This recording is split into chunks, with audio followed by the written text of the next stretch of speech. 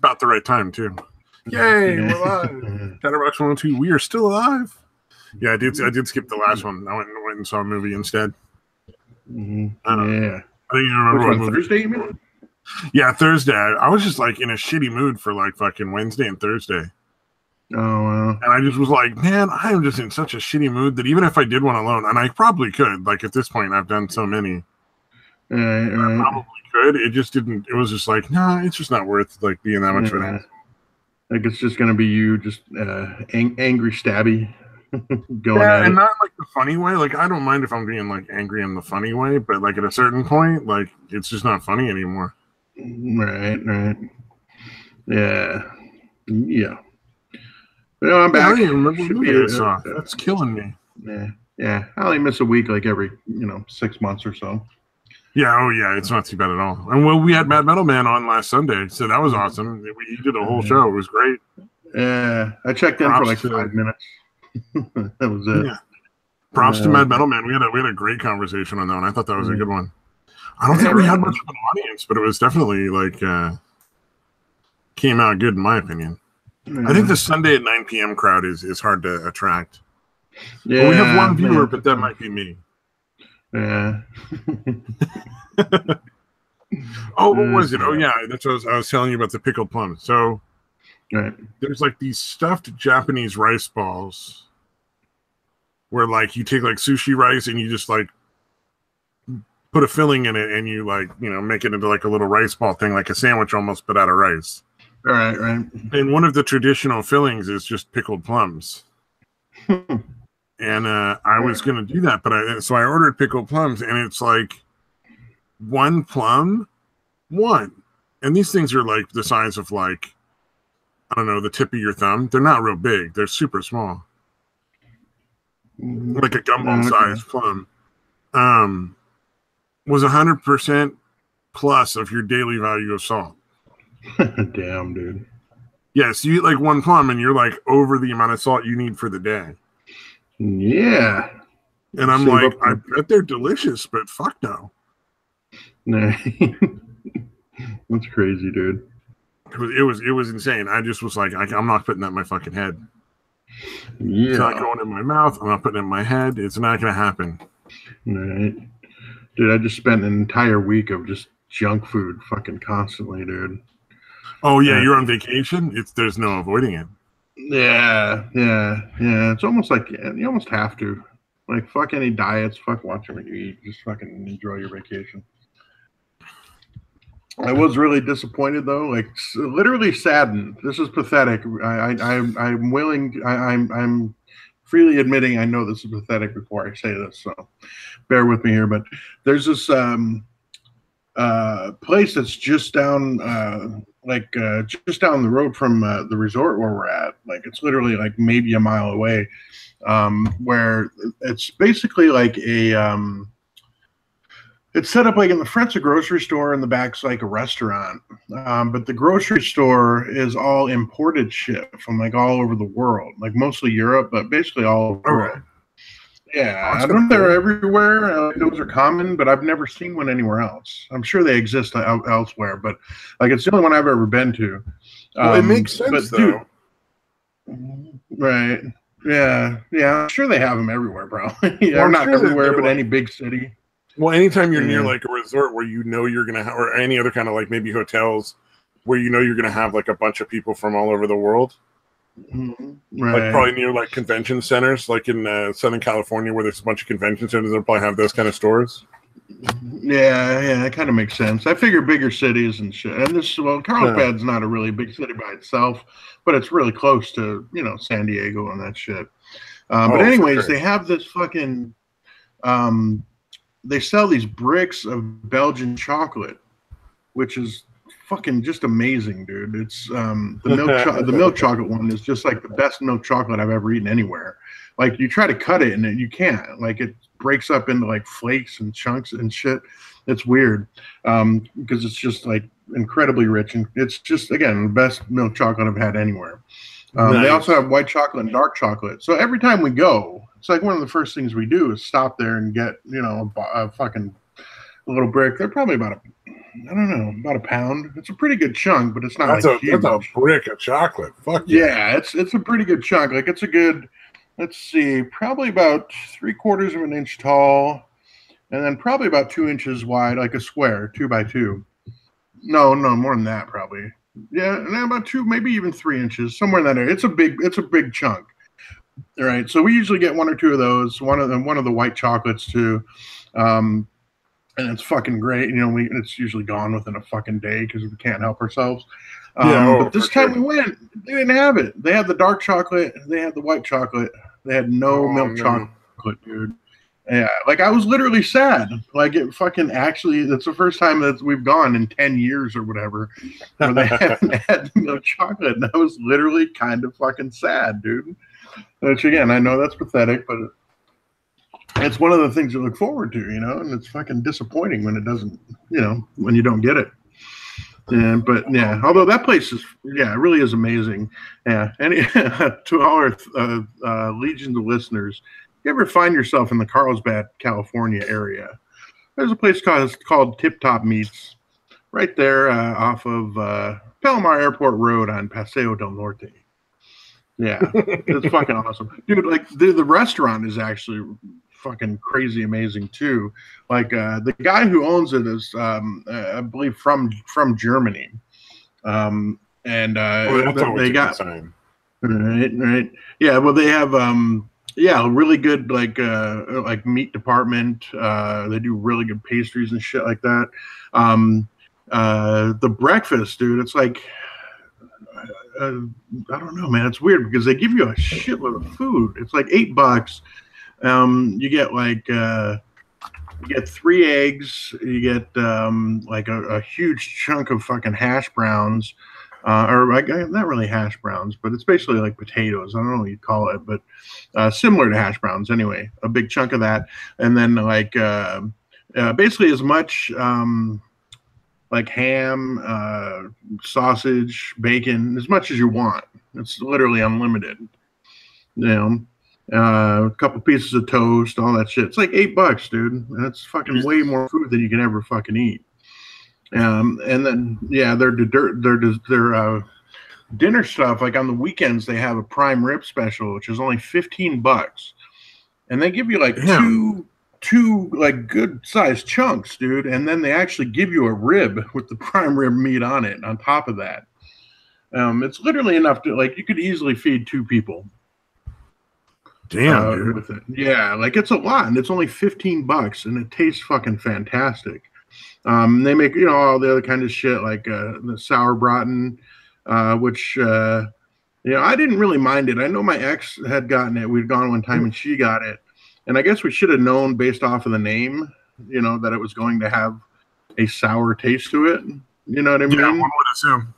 Yeah. Which again, she did not like, but I thought it was okay. But anyways, they have stuff like that. They have something called Schnitzel, Holsteiner Schnitzel or Schnitzel Holsteiner, where it's basically a pork tenderloin cut stuffed with ham and like Swiss cheese. Now I'm gonna have to fucking make that. Yeah, it's similar to what you do with like a chicken cordon bleu. Yeah, I made that not long ago, but I didn't add enough cheese. All right. Yeah, you kind of want it overflowing, right, with the cheese. Yeah, exactly. You want to kind of peeking out the edge. Yeah, I didn't add enough cheese when I made it. But yeah, that was pretty goddamn fantastic too. They have this German potato salad they make, which is, I don't know how to describe it, but it has a weird tang to it, man, but really good. They serve everything with like sauerkraut and red cabbage, which I think is weird, but that must be a German thing, I guess. The sauerkraut. Right, yeah, sauerkraut is really good. You know, you can get a baked potato. Real sauerkraut. That's probably why. All right. Yeah. Fucking everything. In fact, dude, their breakfast sausage literally tastes like a bratwurst to me. Yeah, or that's like probably what bratwurst really is, maybe then. Like that's just normal breakfast sausage over there. All right. Yeah. It's like that. I remember my kids were kind of freaked out because they had never had bratwurst before, and I was trying to explain to them like, no, that's really good. Like you're fucking nuts. If you don't want it, give it to me. But they were expecting it to taste like, you know, like a Jimmy Dean sausage, which is good. I enjoy that kind of sausage. Yeah. But you don't go on vacation. Well, you do sometimes. Like if you're going camping and stuff, those Jimmy Dean sausages are badass. Mm-hmm. I wanted to hate a Metal Man in the chat. Hola. He says you're massive legion of fan. Not fans, just fan. Massive legion of fan. Yeah. Also to let you know that his $15 calzone doesn't look as good anymore. Oh, did they have German meatballs? He's saying to look up German meatballs. We have before, I think, and they look really fucking awesome. But now I'm curious if they had German meatballs or not. Yeah, I didn't see it on the menu, but yeah, it was something. I was trying to think what else they had on there. Because Germans are just good with meat in general. Like that's their what they're good with. Yeah, especially in a kind of sausage. Like they have the bratwurst, the knockwurst, all that kind of shit. Oh yeah, I love cooking up brats. I'm a big fan of like just cooking up some good brats, good quality ones. Yeah, dude. I used to literally boil down cook them in beer or whatever. But I would literally, instead of taking them out and then frying them, I would literally leave it in there until the beer actually boiled down to like a fucking paste kind of not paste, like a sauce. Yeah, literally like a sauce that would like stick to them. And you actually put seasoning in with the beer and shit. It takes forever and it fucking reeks to it fucking smells awful. Cooking beer anytime, but man, it fucking turns out really good. Well, I mean, cabbage can be like that if you cook cabbage just slightly wrong. Well, not necessarily wrong, but just a little bit longer than you necessarily should. It's gonna smell funky. Even cooking it the right way, it's gonna smell funky. Yeah, it's just one of those things. But it comes out tasting awesome. Yeah, Brussels sprouts always smell a little weird. Oh god, I cooked those. I made the mistake one time of cooking something in the crock pot and including Brussels sprouts. Oh Jesus! You can overcook Brussels sprouts. They did not taste good. Yeah, they get real bitter, right? Yep. Super fucking bitter and just like not the right texture anymore. It was not. No. Just all mushy and bitter. Yeah. No, I know what you mean, dude. Come out good. Yeah. But yeah, no, that's that place is fantastic, man. But again, all week long, stopping by there. Hey, did you get the milk chocolate in? Hey, did you get the Belgian? It's Belgian. I don't know if I mentioned that. It's Belgian from milk chocolate. Yeah. Every day. Yep, they did not fucking have it the entire time we were there. So well, you know what? Angry. I would liken that to camping and then forgetting like part of the s'mores. Yeah. Like you get out there and you got like the graham cracker and the marshmallow, but no chocolate. Right. Like you still get the marshmallow, and that's cool. And you got the graham cracker. Right. Put that together, it's all right. Yeah. But without the chocolate, it's just not. It's not the same. Yeah. Although I did get s'mores with Nutella instead of chocolate, and that sounded interesting. Oh yeah. I've heard of that. That does sound really good. Kind of messy though. Nutella is all weird and sticky, dude. Yeah, I don't know that I would necessarily use Nutella. I would maybe use a different kind of chocolate spread, but the idea is solid. Yeah, for sure. Yeah, although I did get a cake mix they had there that I had never heard of, called a German bee sting cake. German bee sting, okay. Yeah, like getting stung by a bee. German bee sting cake. Let me see if I can pull up a picture of it, because it looks really good. Honey is a big part of it. I'm not sure it is, dude. That's fucking funny. There's no honey flavor. Yeah, isn't that weird? Yeah, I'm not sure. I haven't looked up why it's called that or anything. But basically, it's like let's see. I'm trying to think of what kind it is. I'm trying to find a picture actually.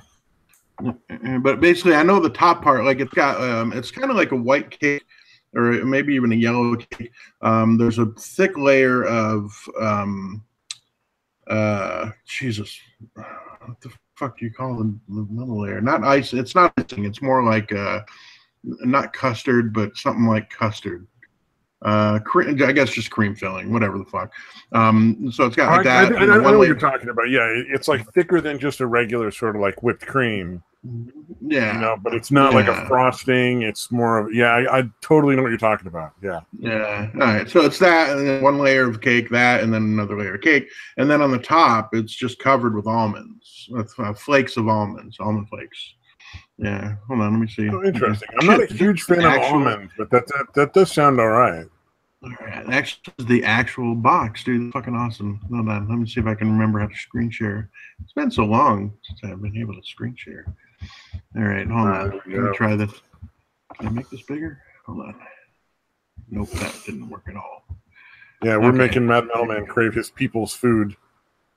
The sausage and the beer and the kraut. So it's this hangout is sponsored by his people's food. Yeah, this is the actual box that I got, which is I'm surprised is in there, but that is the actual box that I got. Oh yeah, I know exactly what you're saying. It's not quite a custard; it's like a weird cream filling. Yeah, and it's super good. Yeah. It so basically almost tastes cold. Right.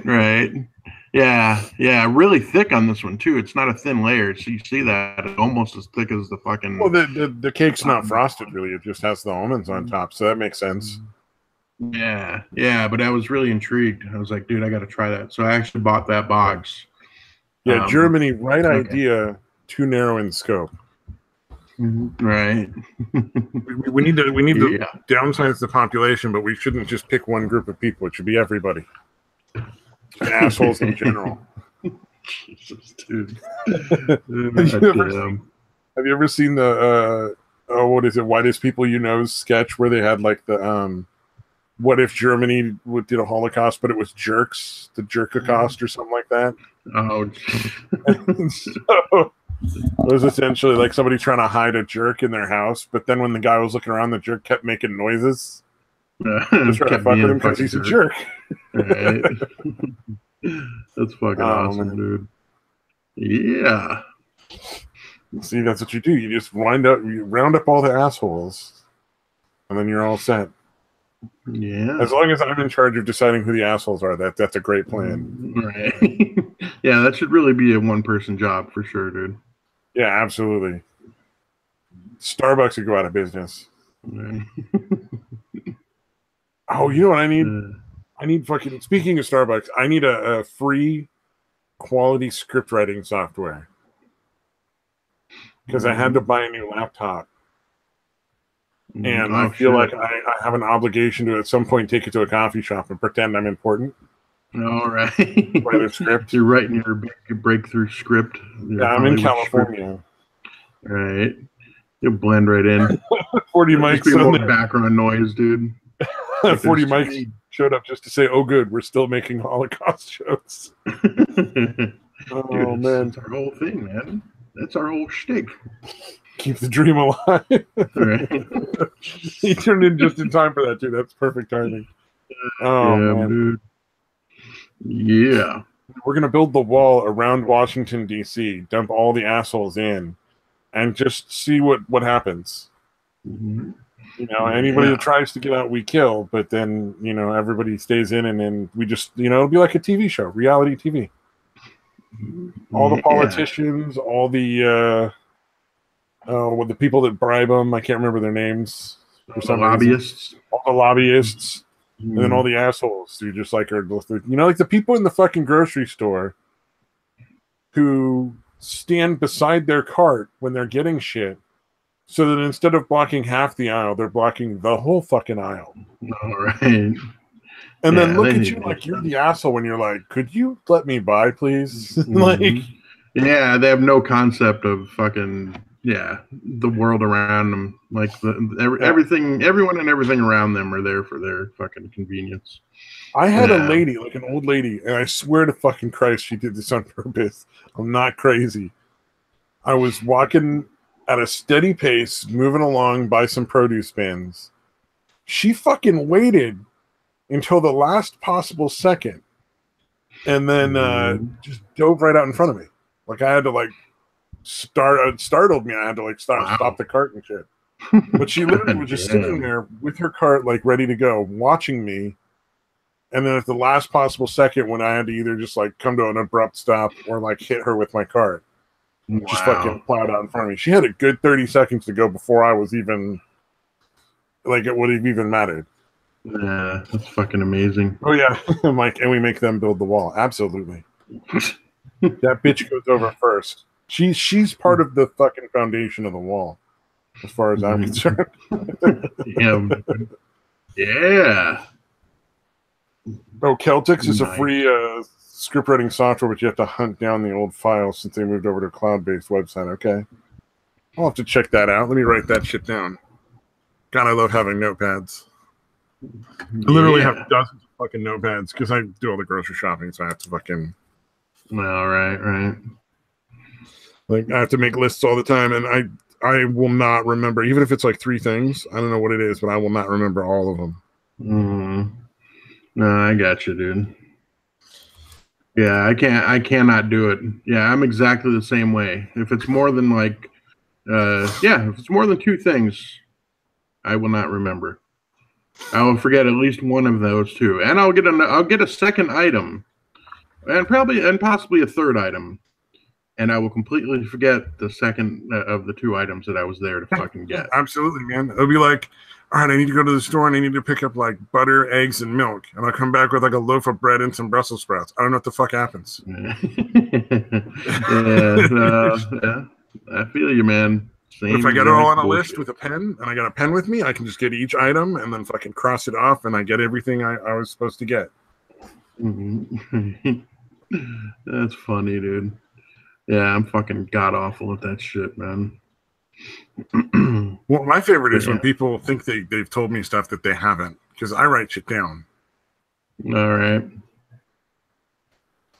Like I always write that shit down.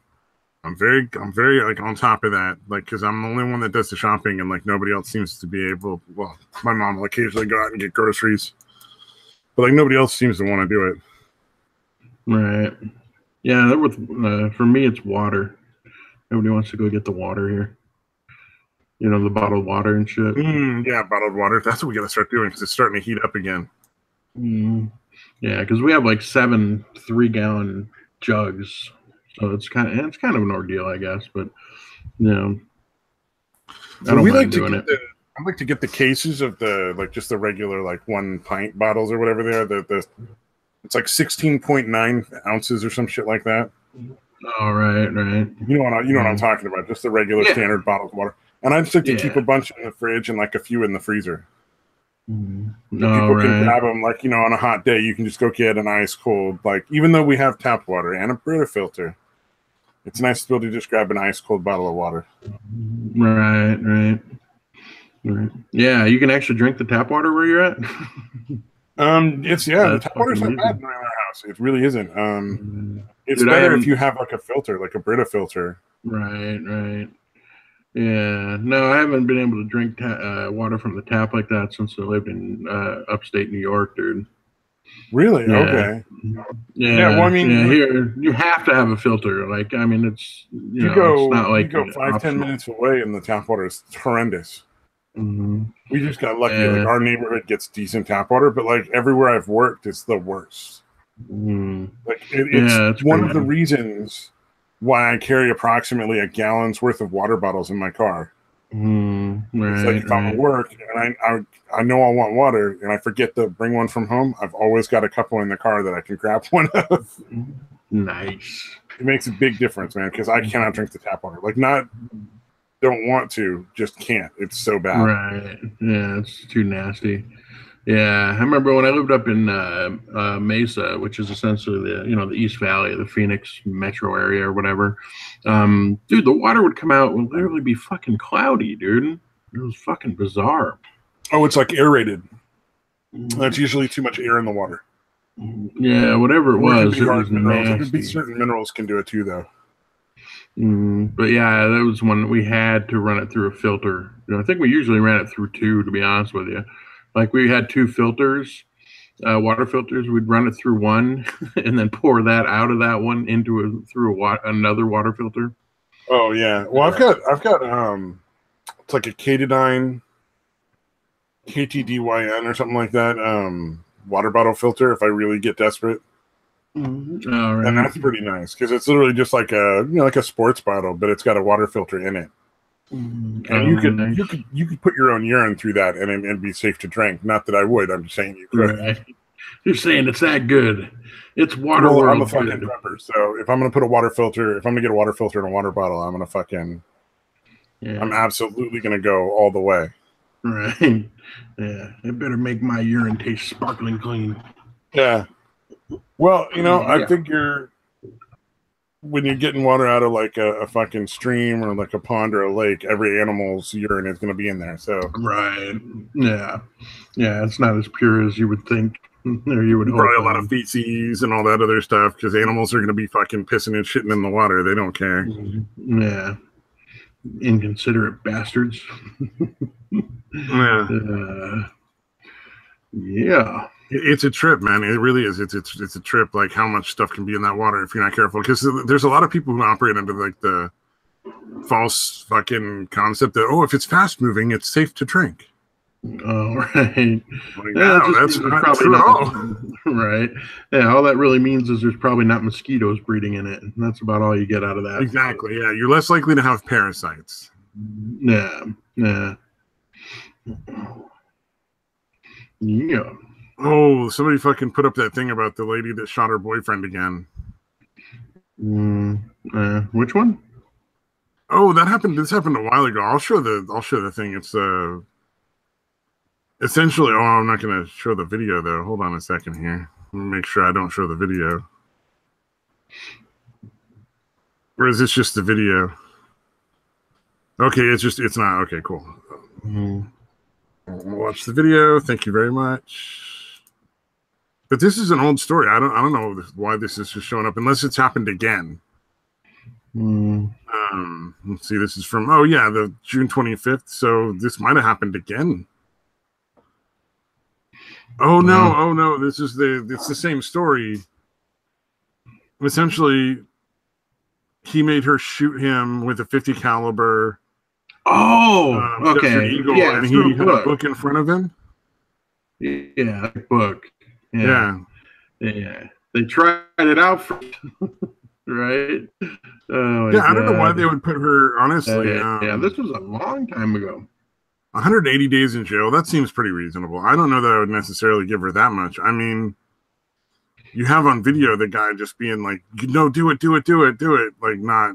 I don't know, man. Yeah, obviously okay with it. Yeah. I think 180 days isn't too crazy. And they're going to let her serve it in 30-day installments each year for 6 years. That's a weird fucking sentence. But she has a kid. Like, she was pregnant, so obviously she probably just had a kid recently. Yeah.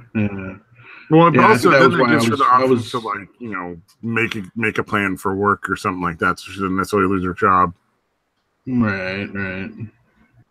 But yeah, no, I was going to say that's the guy kind of would qualify for a Darwin Award, but he knocked the bitch up before he fucking, Yeah, before he went.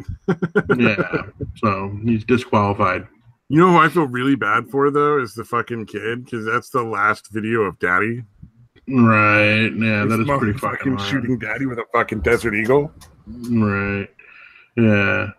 Yeah, I forgot how they screwed it up, but I know, like, it was something like, I think they shot it down into the ground, or they shot it straight through, and then they had him like laying on the ground when they try to shoot him. When they actually put him on the other side of the book, they did it differently than they practiced, essentially. Yeah, fucking idiots. Yeah. Well, I mean, at any point when you're shooting live ammunition towards an actual person, you're doing something real fucking dumb. Unless you're defending your life. Right. You're shooting bullets at a person because they're trying to kill you. That makes sense. If it's for any other reason, you're probably doing something real fucking dumb. So you should probably not be doing it anymore. Fucking A, dude. That poor kid. That's the one I feel bad for. I feel bad for the kid. I feel bad a little bit for the girlfriend just because, like, I think everybody's been in that situation where you're like, the person who fucks you is trying to convince you to do something, and it's the dumbest thing in the world, and it's only going to hurt that person. Right. But they're just so fucking adamant that it's going to work out that you just, like, you finally cave. I think both of them were on board on this one, though, to be honest with you. No, it actually specifically says that he had to, like, she did not want to do it, and he had to harass her. That's what she said after the fact. And she was fucking. Well, no, it's all on video, apparently. So I don't know. Oh, really? Okay, I gotcha. Okay. Yeah, because that's what it was. Right. It was all released on, like, everything except for the Aftermath was released on video and in pictures. Oh, okay, I gotcha. Eesh. Yeah. That's fucking insane, dude. Oh, Noob Nation wants to know why we're awake. Because we hate ourselves, really, ultimately. Yeah, why not? Actually, I think it's only like 9:30 p.m. where we are. Yeah, yeah. We forget, there's people on the East Coast where it's after fucking midnight already. Oh yeah. Oh, I play fucking the online game I play, the Sea of Thieves thing. Every once in a while, you'll get people from the East Coast that are playing at like 2 in the morning, and it's like some 12-year-old kid, and you're like, do your fucking parents know you're up fucking robbing other pirates and fucking digging up treasure chests? Because I have a feeling they wouldn't be thrilled. Because it's fucking Monday night. Yeah, yeah, during the school year, right? Like, this time of year would be still kind of weird, but at least it's summertime. Mm-hmm. Oh yeah. Oh, that game has gotten so bad now that summer's hit. It's fucking intolerable. Like, you can't get on a decent crew half the time. It's just all the little kids are playing, and they are just awful. Like, just obnoxious. It sucks, man. Like, I played this fucking. So there was one kid on the crew. The rest of the people were like grown up, so it wasn't too bad. But this kid was so fucking wired about organizing the loot in the captain's cabin. I don't think he did anything else but organize and move around the treasure chest and then call us to come look at it each time he changed it. Wow. It was fucking weird. Yeah, that sounds bizarre, dude. Jesus. The only reason I didn't mind is because, like, then there was always somebody on the ship in case somebody tried to steal shit. All right. Kill him to get to it, and I know he would let us know because he can't stop talking. Right. So it's definitely gonna work out for us. Damn, dude. He wasn't terrible. He was all right, but it was just so funny. Like, this dude was fucking obsessed to the point where we just stopped putting stuff in the like normally in there ourselves. We would just set it out on the main deck and be like, "All right, we dropped it off for you," and then he out and fucking reorganize. Yeah, let us know when we get back. We're dying to see what you do with it. Totally. Yeah, it was really fucking can't wait. He was like, "Oh, I can't put it over on this table. This table's broken. This isn't fair." Get all upset that you couldn't put things on certain tables. It was a riot. And this kid was probably like, 10 or 11 or something like that. I can only imagine his parents' fucking pain. Yeah, jeez. Although it might be nice, though. I mean, you imagine having a kid you never have to tell to clean his room because his room is always fucking impeccably organized. Right. Yeah, that wouldn't be too bad, I guess. He doesn't lose his homework because his homework is always in the exact same spot, and the pages are lined up within a micron of each other. Right. Oh, shit. It's fucking crazy. Man. It was pretty funny. That kid was a riot. Oh, I was explaining your cell phone game to my sister because she plays some different one with like something to do with fashion and anime. I don't know. But we were having a laugh over how fucking like Machiavellian the fucking people get on that game. Oh, right. Fucking the one lady was a spy, like a Discord spy to fucking screw over your guys' like alliance and shit. Right. Yeah. That shit happens all the fucking time, dude. It's sickening. She thought that was hilarious. I still think that's fucking funny. It's bizarre. But like from the outsider's perspective, it's hilarious. It's like, people do what? Yeah, no, I think it's incredibly sad, to be honest with you.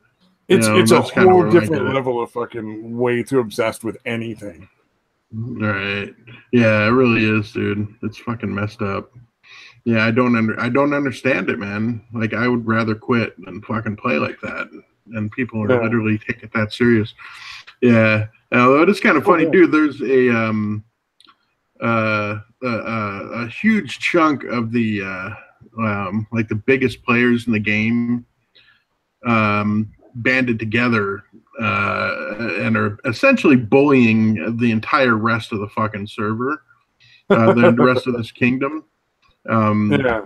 Because before they all broke off under their little fucking sociopathic team or whatever, there was a bunch of different clans, different alliances and shit, and none of them were really too powerful. So it was pretty well balanced.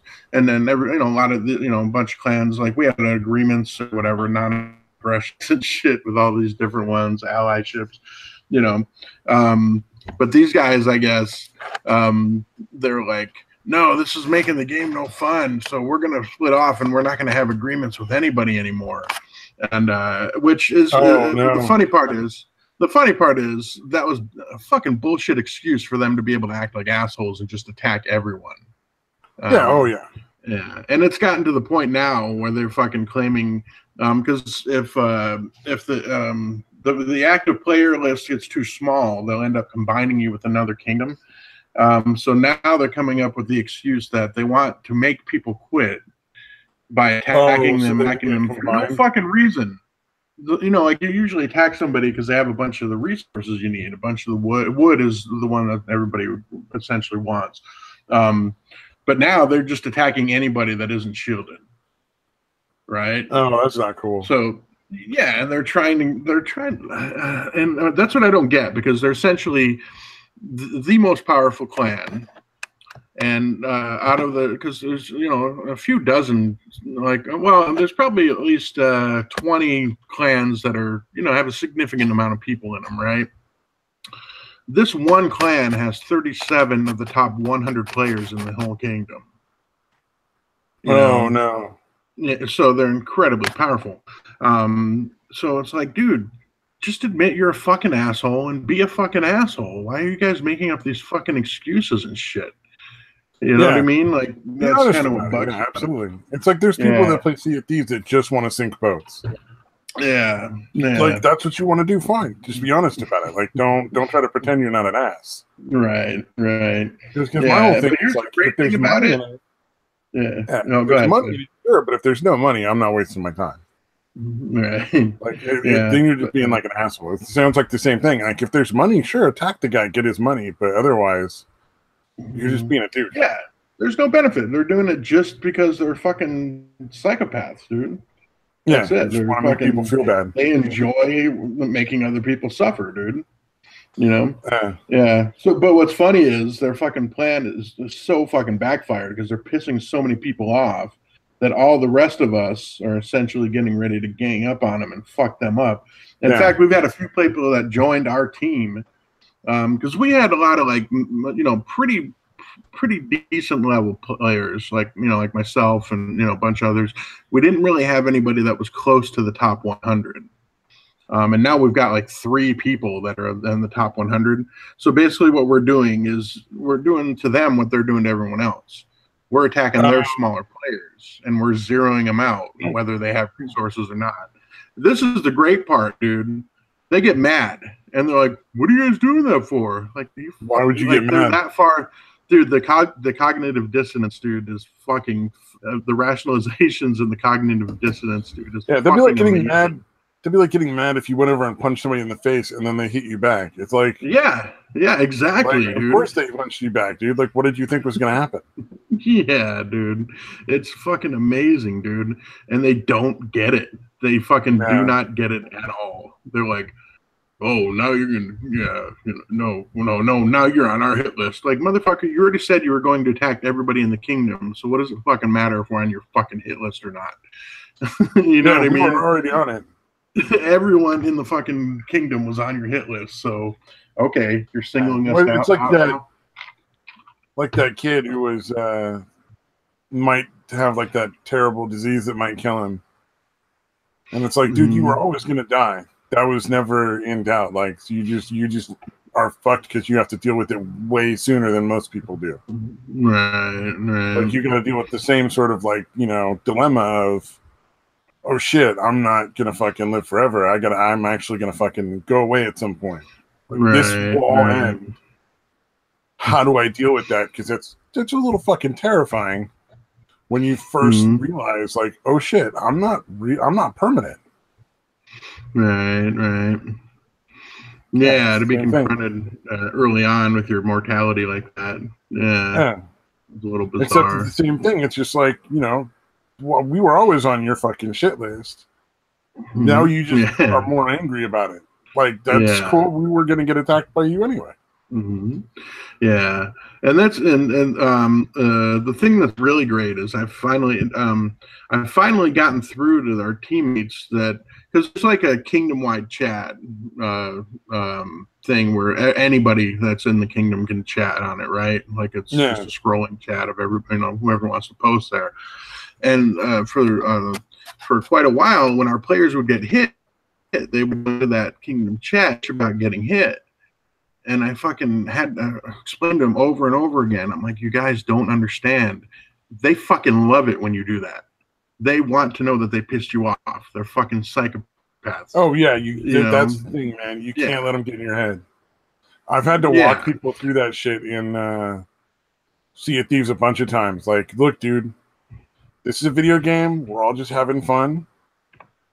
Like, you just take a couple deep breaths and just, you know, cool down, because if they're getting in your head and you're getting super angry, like, they win, dude. Like, it doesn't matter if we sink their boat or not.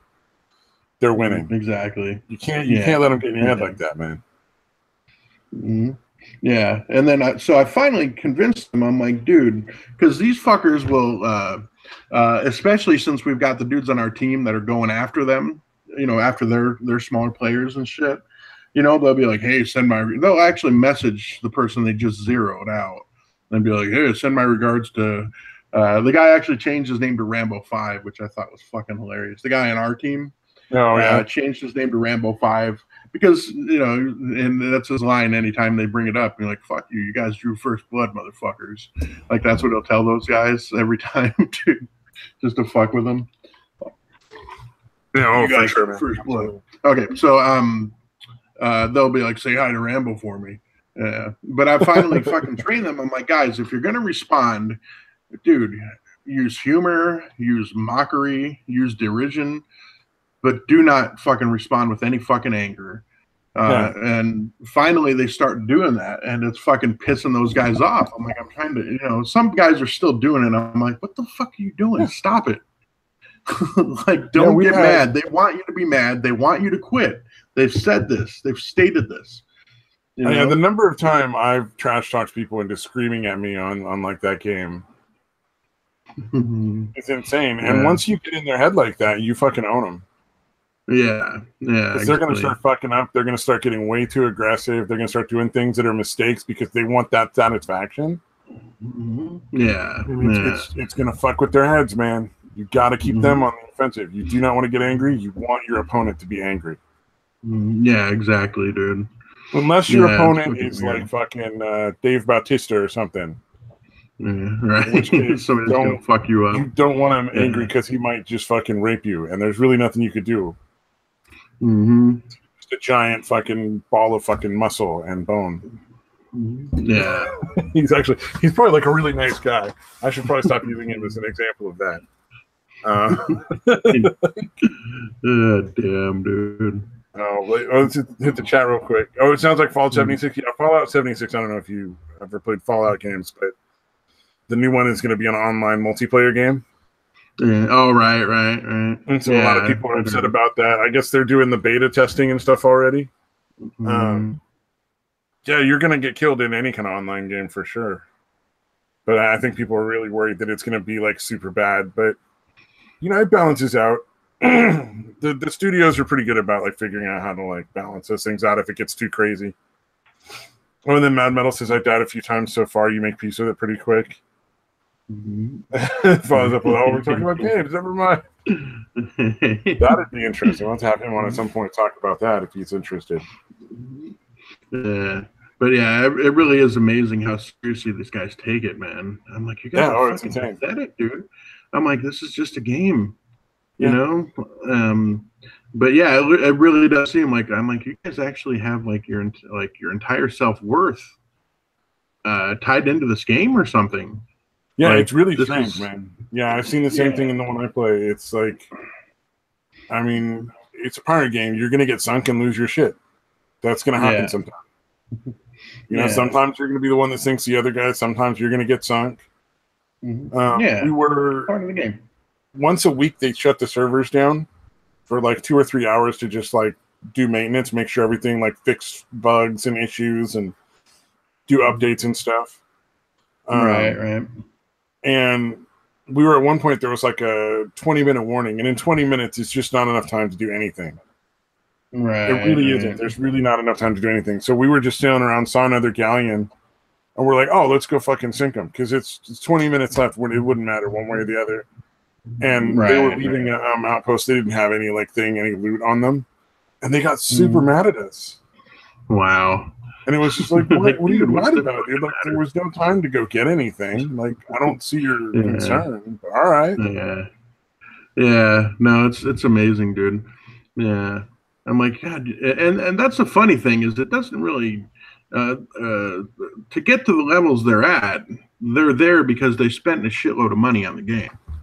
Like thousands. Oh, yeah. These guys have spent thousands, probably tens of thousands of dollars on this fucking game. Oh my God, that's insane. It's at least thousands. The guy that's like the biggest guy in the thing, probably at least $10,000. That's fucking ridiculous. I can't imagine why you would ever spend money on a game like that, and especially to that extent. Yeah, this is the thing, because you guys actually do piss me off, and I want to fucking fuck them up, you know, because they're such fucking assholes.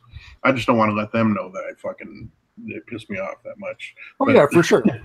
Yeah, or they didn't even piss me off, but I do want to fuck them up. But yeah, they've actually inspired me to put money into this goddamn game, which pisses me off more. No. Yes, dude. Yeah. Although, dude, get this. This is fucking amazing. A guy on our team who's pretty much, you know, the same as the rest of us, just wants to crush these motherfuckers. In our Discord channel, he's like, hey, I just got paid. The first 5 people that messaged me, I'll give you $100 to spend on the game. And I'm like, yeah, right, dude. Fucking whatever. You know, I thought it was just because we joke around a lot in our little crew or whatever. Yeah. But I messaged him. I'm like, hey, just in case you're serious. He's like, dude, I'm totally serious. You know, what's your PayPal? I was like, holy shit. And even then, I thought he was still joking. But he wasn't, dude. He literally gave 5 of us $100 to fucking spend on the fucking game, dude. That's crazy, man. I don't know if I would be able to spend it on the game. I'd be I'd buy like $20 worth of shit and be like, yeah, I totally spent $100. Yeah, I couldn't do that, dude. You know what I mean? That was the condition for me getting the money. No, I wouldn't. I really should. I mean, if I did, I would spend it on the game, but I wouldn't in the first place, probably. But still, I totally get what you're saying. Yeah, no, I'm just fucking around. Yeah, because I'm like, I could have used that on vacation. That would have been nice. But exactly. Yeah. You could have bribed the guy to order some milk chocolate overnight. You know. Yeah. Right. Better fucking be there when I get there. God damn it. Yeah, man. There's an extra fucking Andrew Jackson if you get it here on time. Damn. But yeah, no, literally, like I said, it's crazy. But like, I've kind of made the joke. I'm like, WB is the company, the main company or whatever, because it's based on Game of Thrones or whatever. Okay, yeah. I'm like, WB should give those dudes kickbacks because there's no telling how many fucking tens or hundreds of thousands of dollars they've inspired other people to fucking spend to try to get like back. The fucking whales at a casino where you like, they gambled like $10,000 that night, so of course you cop them a room because you're so far ahead. No, I'm saying how much they inspired the rest of us to actually start spending money. Yeah, well, that's fuck them up. Well, that's the benefit of having the big spenders in the casino is like, other people. Everybody's having a good time. They're pouring money into the games. People see that and they're like, "Oh, I'm going to totally get a piece of that money." So they start gambling against that guy, and everybody's losing to the house because the house is going to fucking win all the time. Yeah, except in this case, we want to crush those fuckers. Yeah, well, I mean, to crush those whales. Most of the time, people that are gambling against the whales are thinking the same thing. I want to fucking take this rich fuck's money. Oh, okay. I got what you're saying, dude. I thought you just meant like in poker games and shit like that. But at the end of the day, the house is the one that always wins anyway. So it doesn't matter what it is. If you're playing poker 21 blackjack, whatever you want to call it, you know, fucking roulette, any of that kind of stuff doesn't make a difference. Right. What's funny is like the people that are paranoid about like casinos like fixing games, like they don't have to fix games. They're already fixed, you dummy. Right. The odds are already in their favor. Wait, they've already set it up that way. Yeah. Like, why else would they have them there? Because otherwise, it's just a waste of their fucking money. Like, they don't want to give you money. That's dumb. Yeah, I know they say it's a game of chance, but it's really not.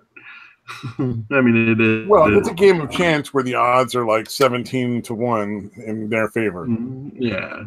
So, like, one guy's going to walk out of there with like an extra $100, and 16 other people are going to fucking walk out with $0. Yeah.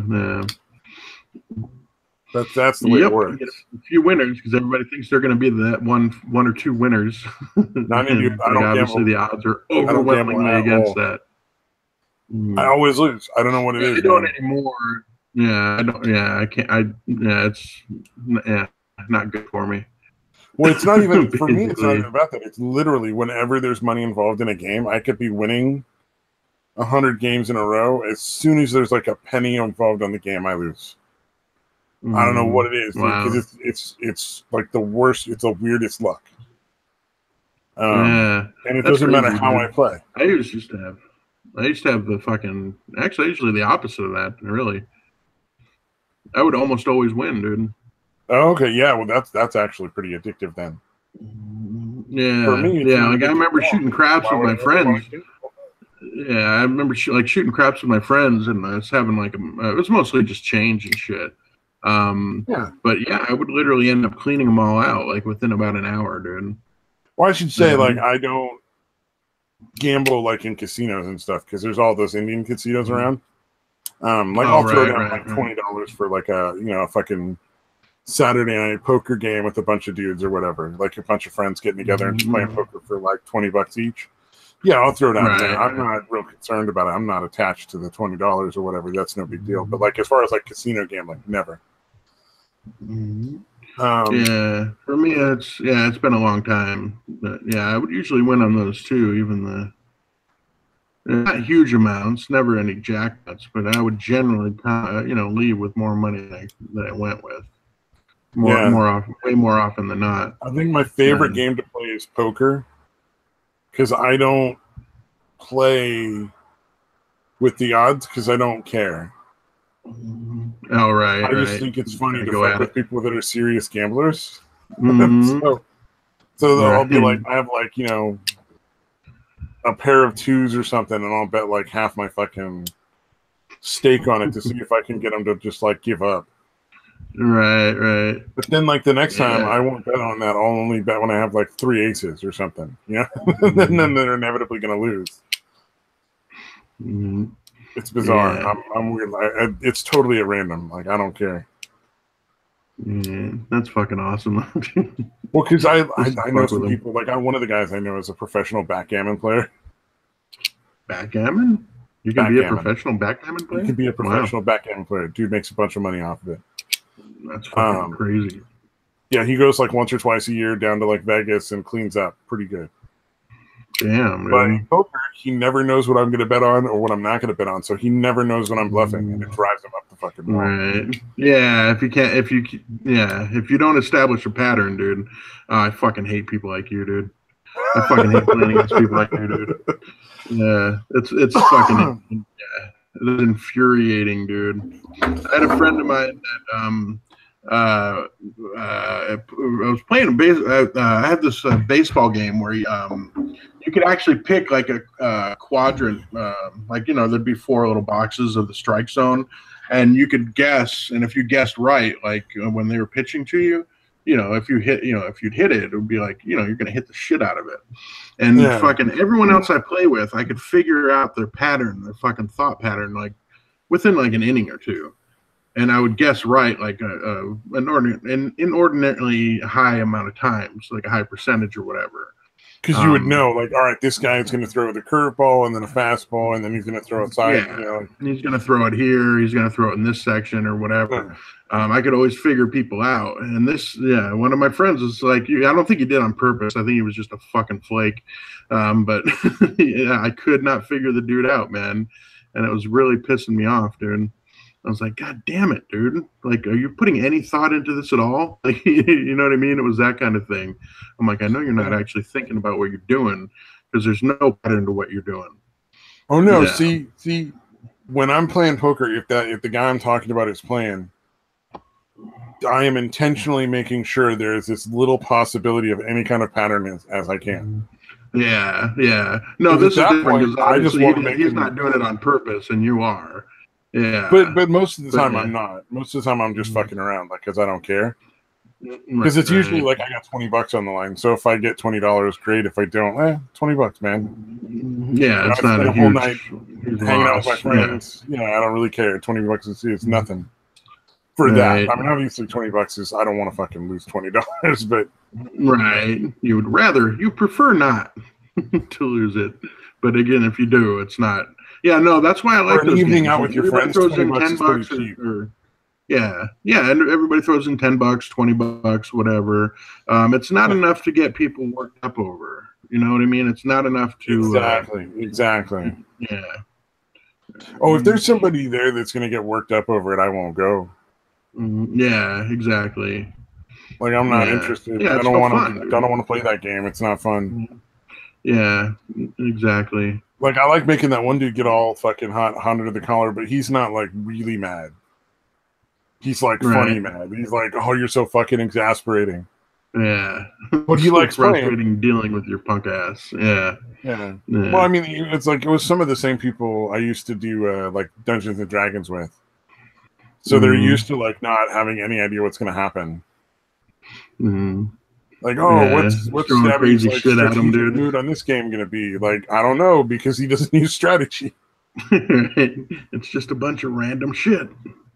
Yeah, the only time I use strategy now, like, legit, like, I strategize, is in that fucking sailing game. Nice. I've legitimately predicted where boats are going to be when they raid the skeleton forts, because they're going to be carrying, like, a whole bunch of extra money's worth of stuff. All right. And I'm like, oh no, if you look at the map, here's where they normally would park, and here's the closest thing that they're going to be aiming almost right at. 10-1 odds they're going to go to this place. So if we want to get them before, we need to aim for that spot instead. Right. A lot of the time we'll get right there on them, and I'll be like, all right, so here's what we're going to do. We're going to go, and we're not going to get in front of their cannon fire. We're not going to drop anchor. And I'll have, like, a whole bunch of strategies that I run on that. Nice. So, like, what was it? The other day I was sailing in a sloop, which is the small boat with a like a relatively new player. Right. And we sank 2 galleons and almost a 3rd galleon before they finally got us at a fort. Because we were like, well, if we can sink these guys, it might be worth taking the fort. If not, whatever. We didn't have any loot. Right.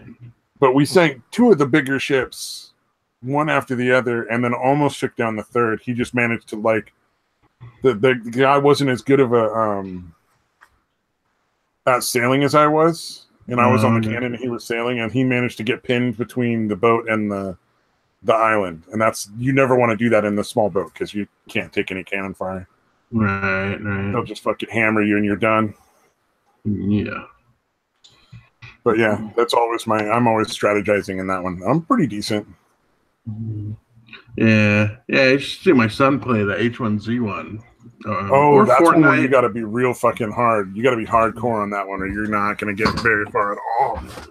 Yeah, no, he's actually really good at that one. He actually, for some reason, I'm not sure why, but he actually does better on that one than Fortnite or PUBG.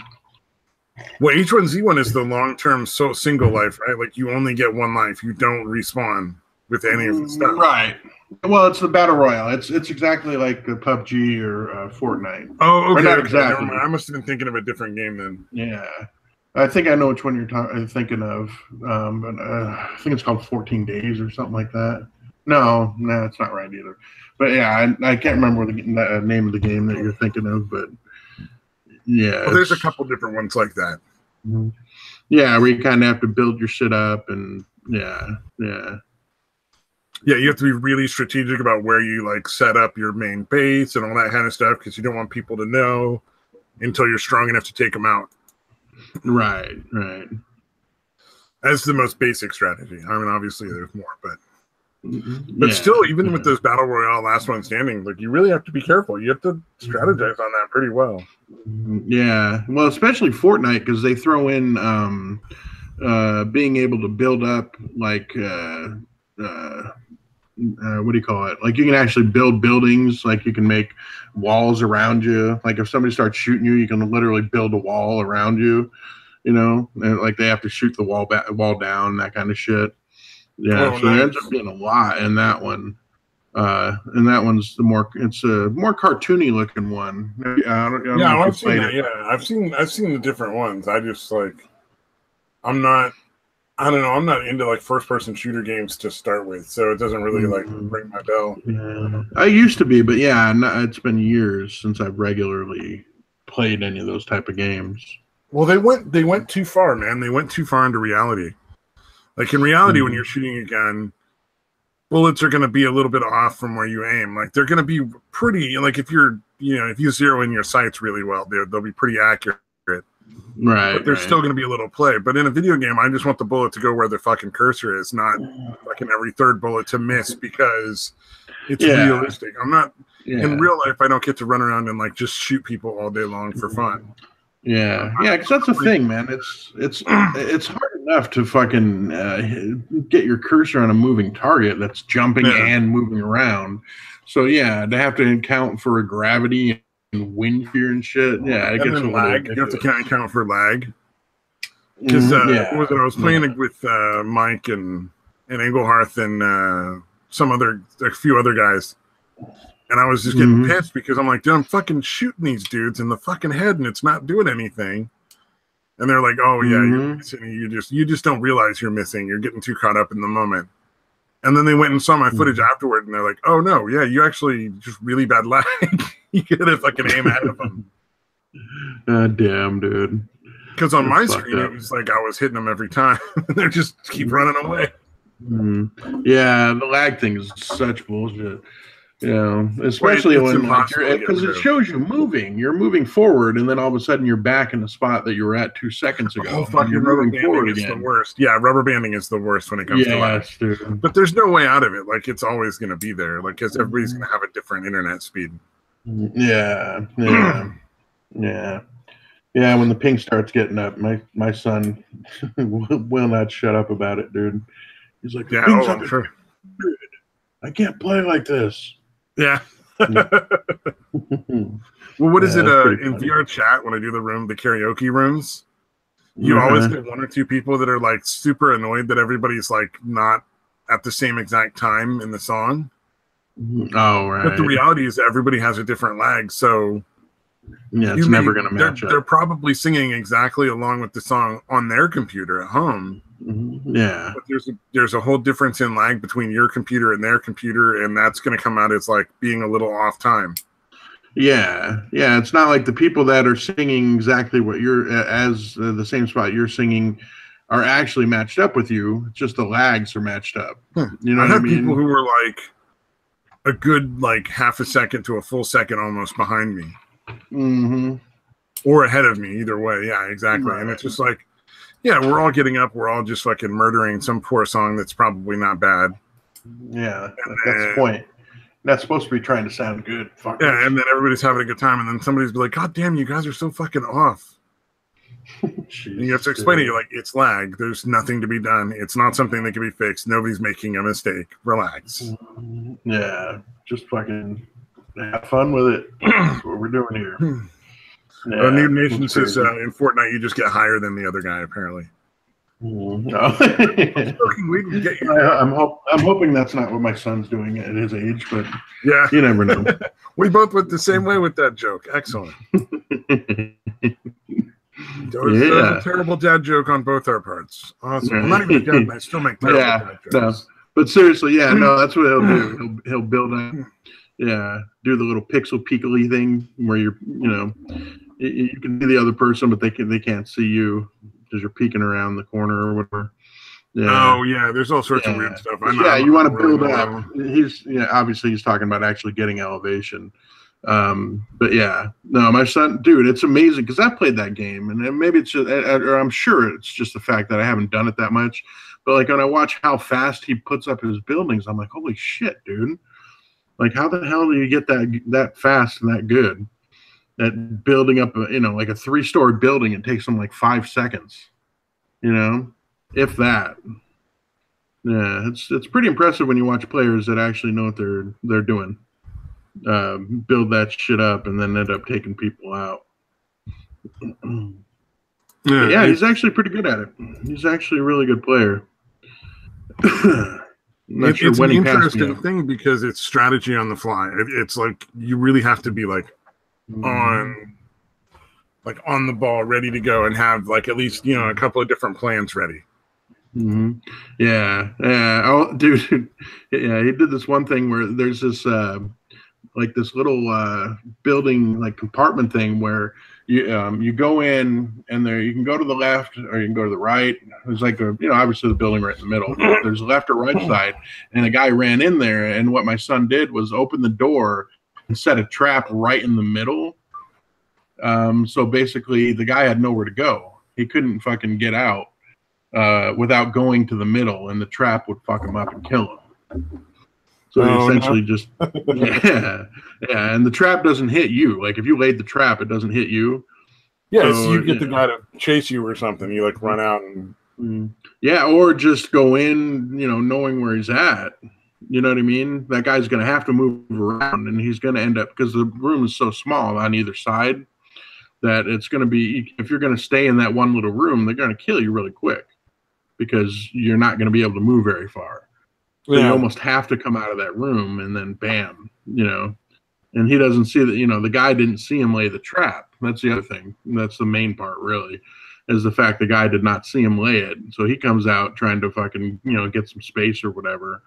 He just gets fucking killed by the trap, dude. Yeah. Oh, for sure. Mm-hmm. Well, it's like,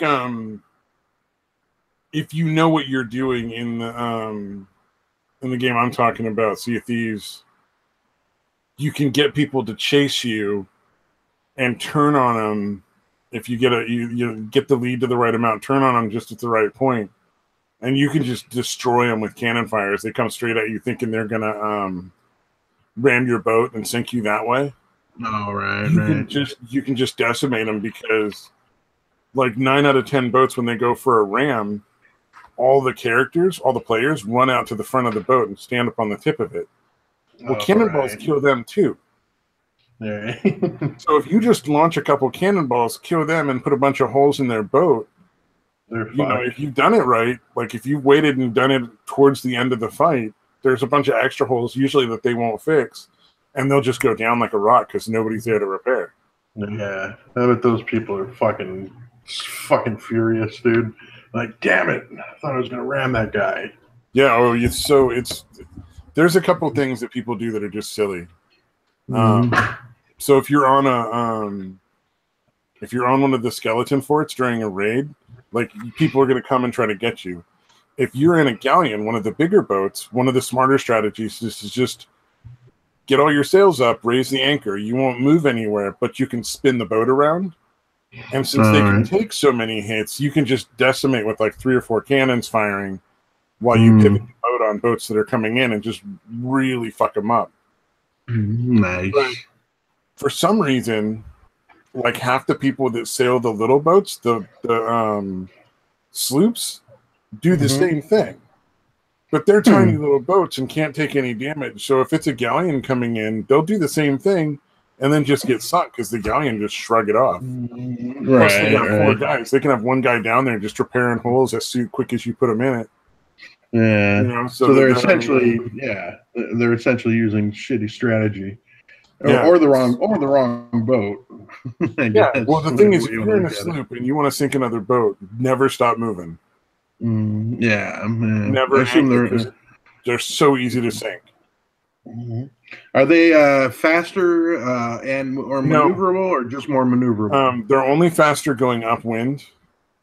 So if you're going against the wind, if the wind is blowing directly at you, you go faster than any other boat. Like they go faster than the big boats, but they're so much more maneuverable. You can turn on a dime. Yeah. Okay. And also you can use the anchor.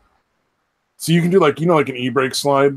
You can do that with the boat where you hit the anchor and your wheel is, if your wheel is turned, your boat will pivot on that turn, like to do it like a 180. Awesome.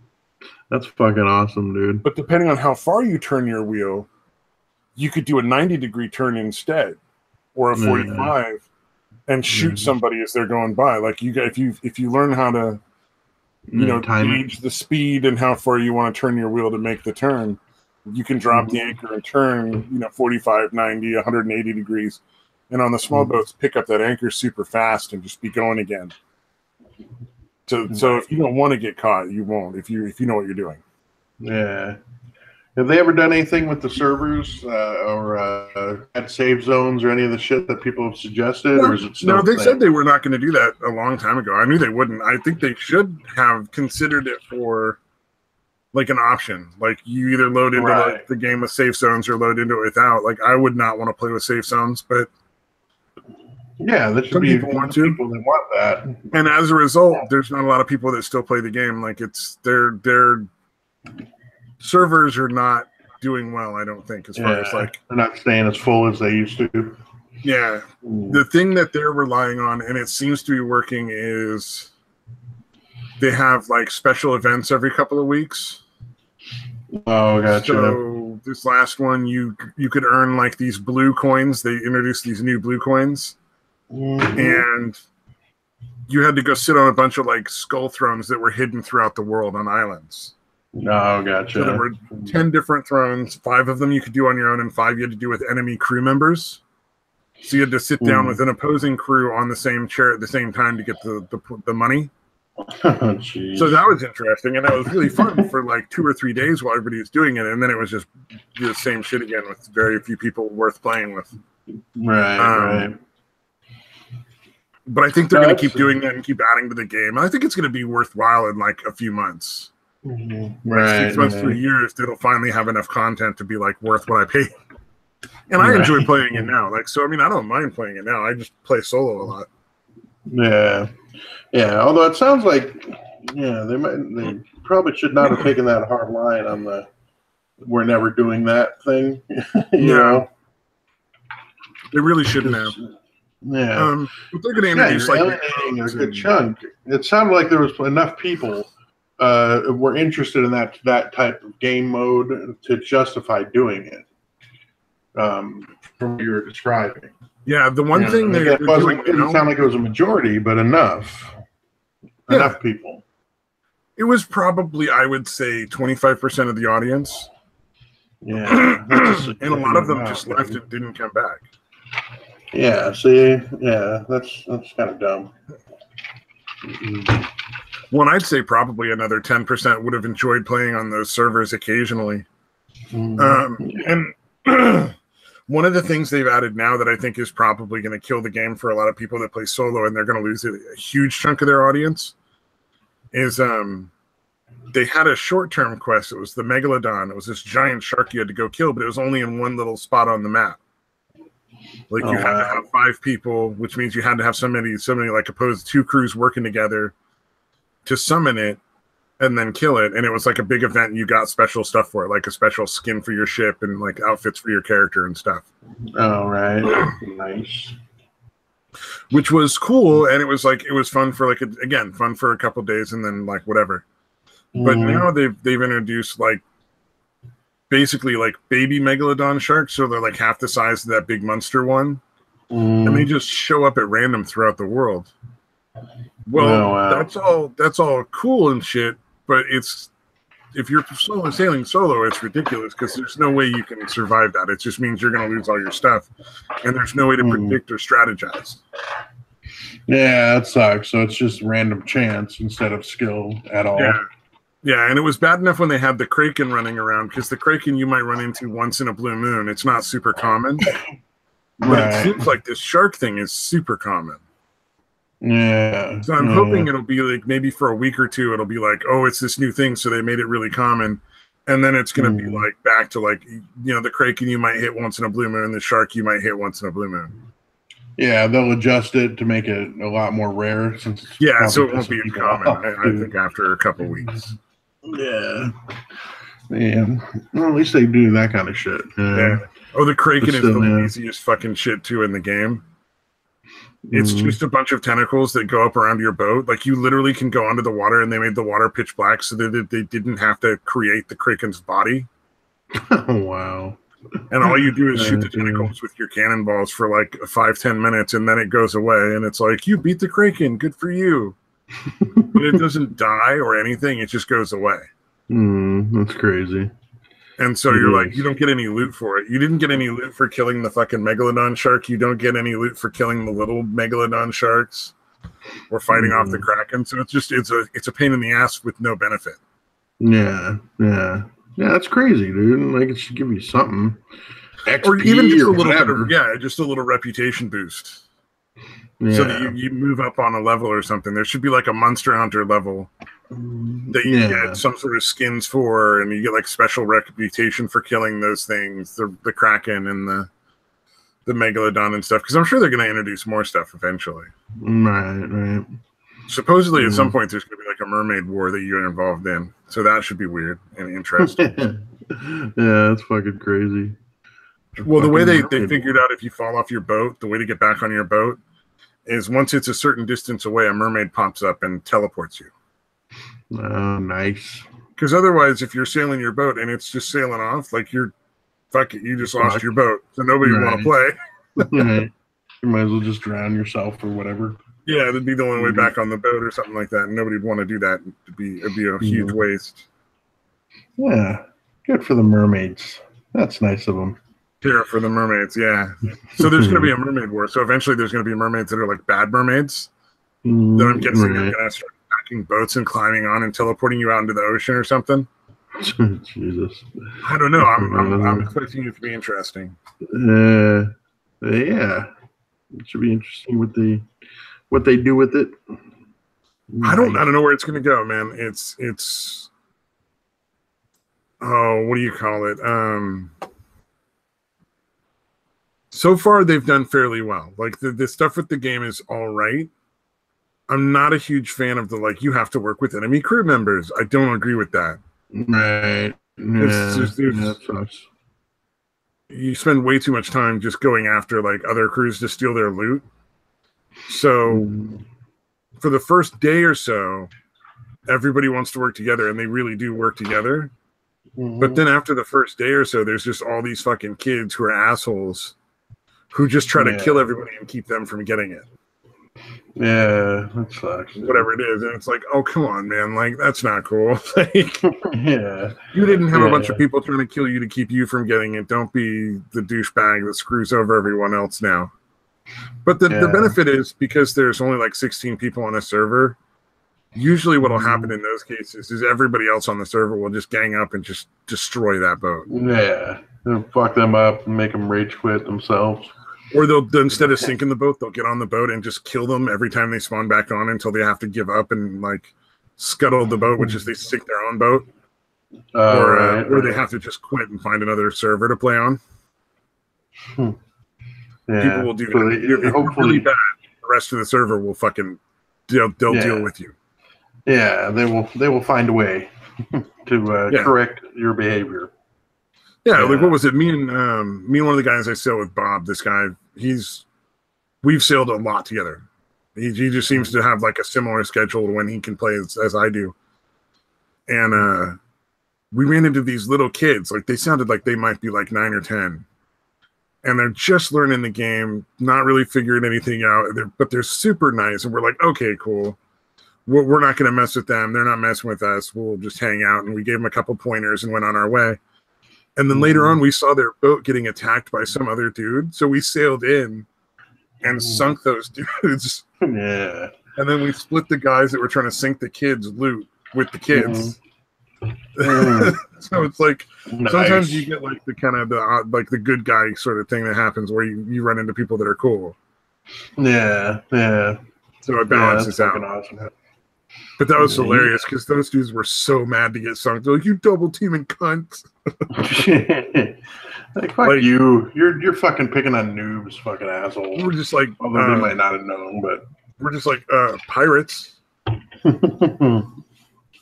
what? You buy into that fucking honor among thieves bullshit? Yeah, we're pirates, man. What did you think was going to happen? Of course, it's 2 versus 1. It's way better odds. All right. It's the whole point of being a pirate is not to play the game and be the nicest guy in the world. Like, honestly, it was really hard for me not to sink these kids, but that Bob guy really seemed to like have that sort of like older brother kind of thing towards him. And I'm like, okay, I'm cool. I won't do it. Yeah. Yeah. Help him out and then turn on him and sink him. That'd be pretty funny too, dude. It'd be fucked up. It's pretty fucking funny. Oh, man. Like, here you guys are welcome. Bam. Actually, if we'd done that, we would have gotten a lot of loot because those kids were sailing with way more than they should have been. We were telling them more like, hey, man, next time you should cash in a lot more often because you don't want to lose all that shit. Right. Yeah. Oh, man. Oh, here's this one I thought was kind of funny. This thing going around. I don't know if you saw any of this on Twitter. Probably not. But Tom Arnold was talking about going to fucking because the whole border thing with like they're taking the kids away. Oh no, they're gonna keep the kids with the parents, but then deport them both. Oh, it's so awful. Because like you don't put kids in prison with their parents because their parents broke the law. That's silly. But you can't just let them. You don't just let them fucking run loose in the country. They're still illegal. Yeah. But Tom Arnold said on Twitter he was like way past sad and all in for these kids with Judd Apatow of Fox News already hates me on a plane to New York. Next is protesting Barron's private school as well as James and Lachlan Murdoch's kids. This is what I can do to end the abuse of these children. We're going to make you uncomfortable. Yeah, good luck, Tom Arnold, you fucking lunatic.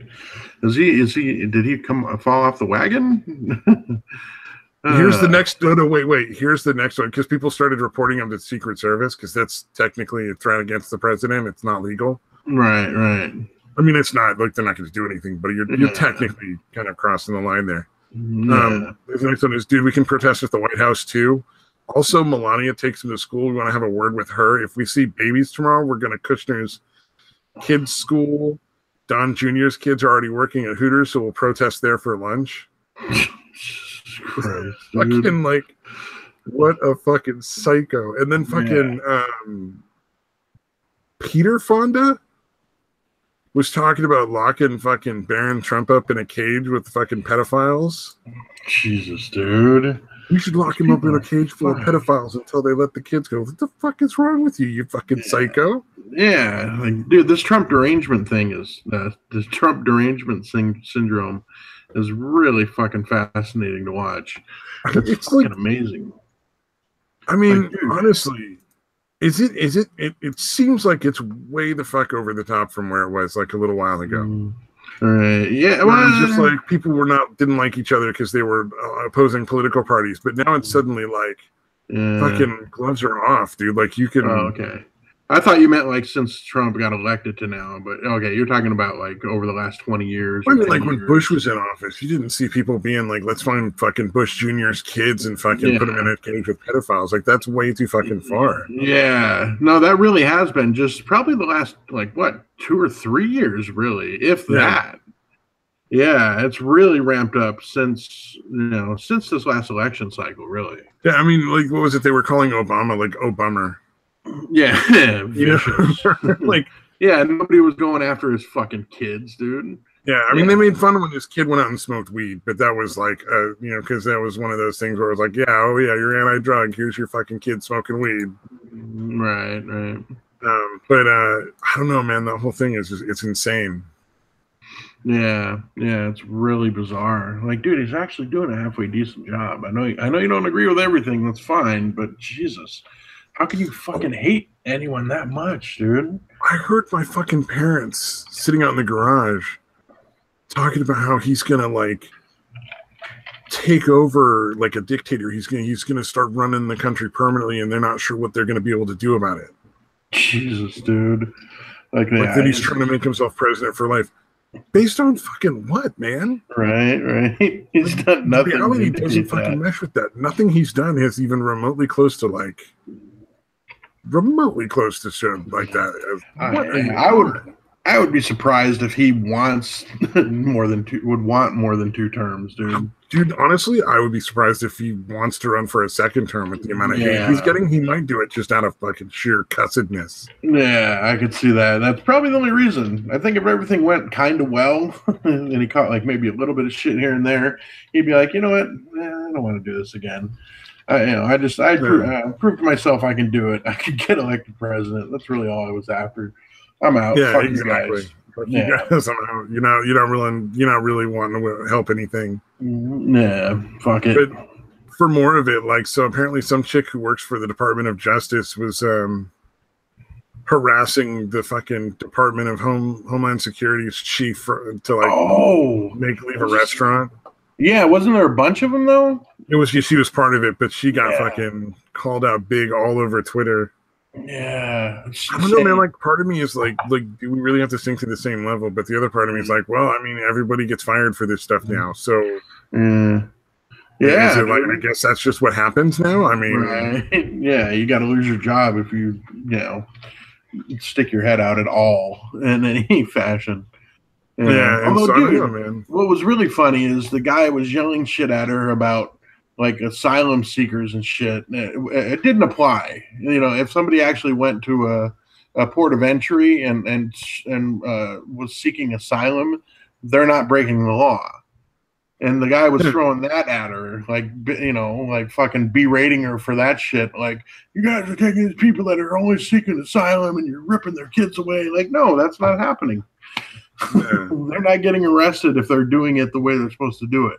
Yeah, well, there's also 8 fucking places in Mexico like you can go to like seek asylum. Not to mention there, in every single one of the countries they're coming from, there's places they can go to seek it in their own country. They don't even have to come here.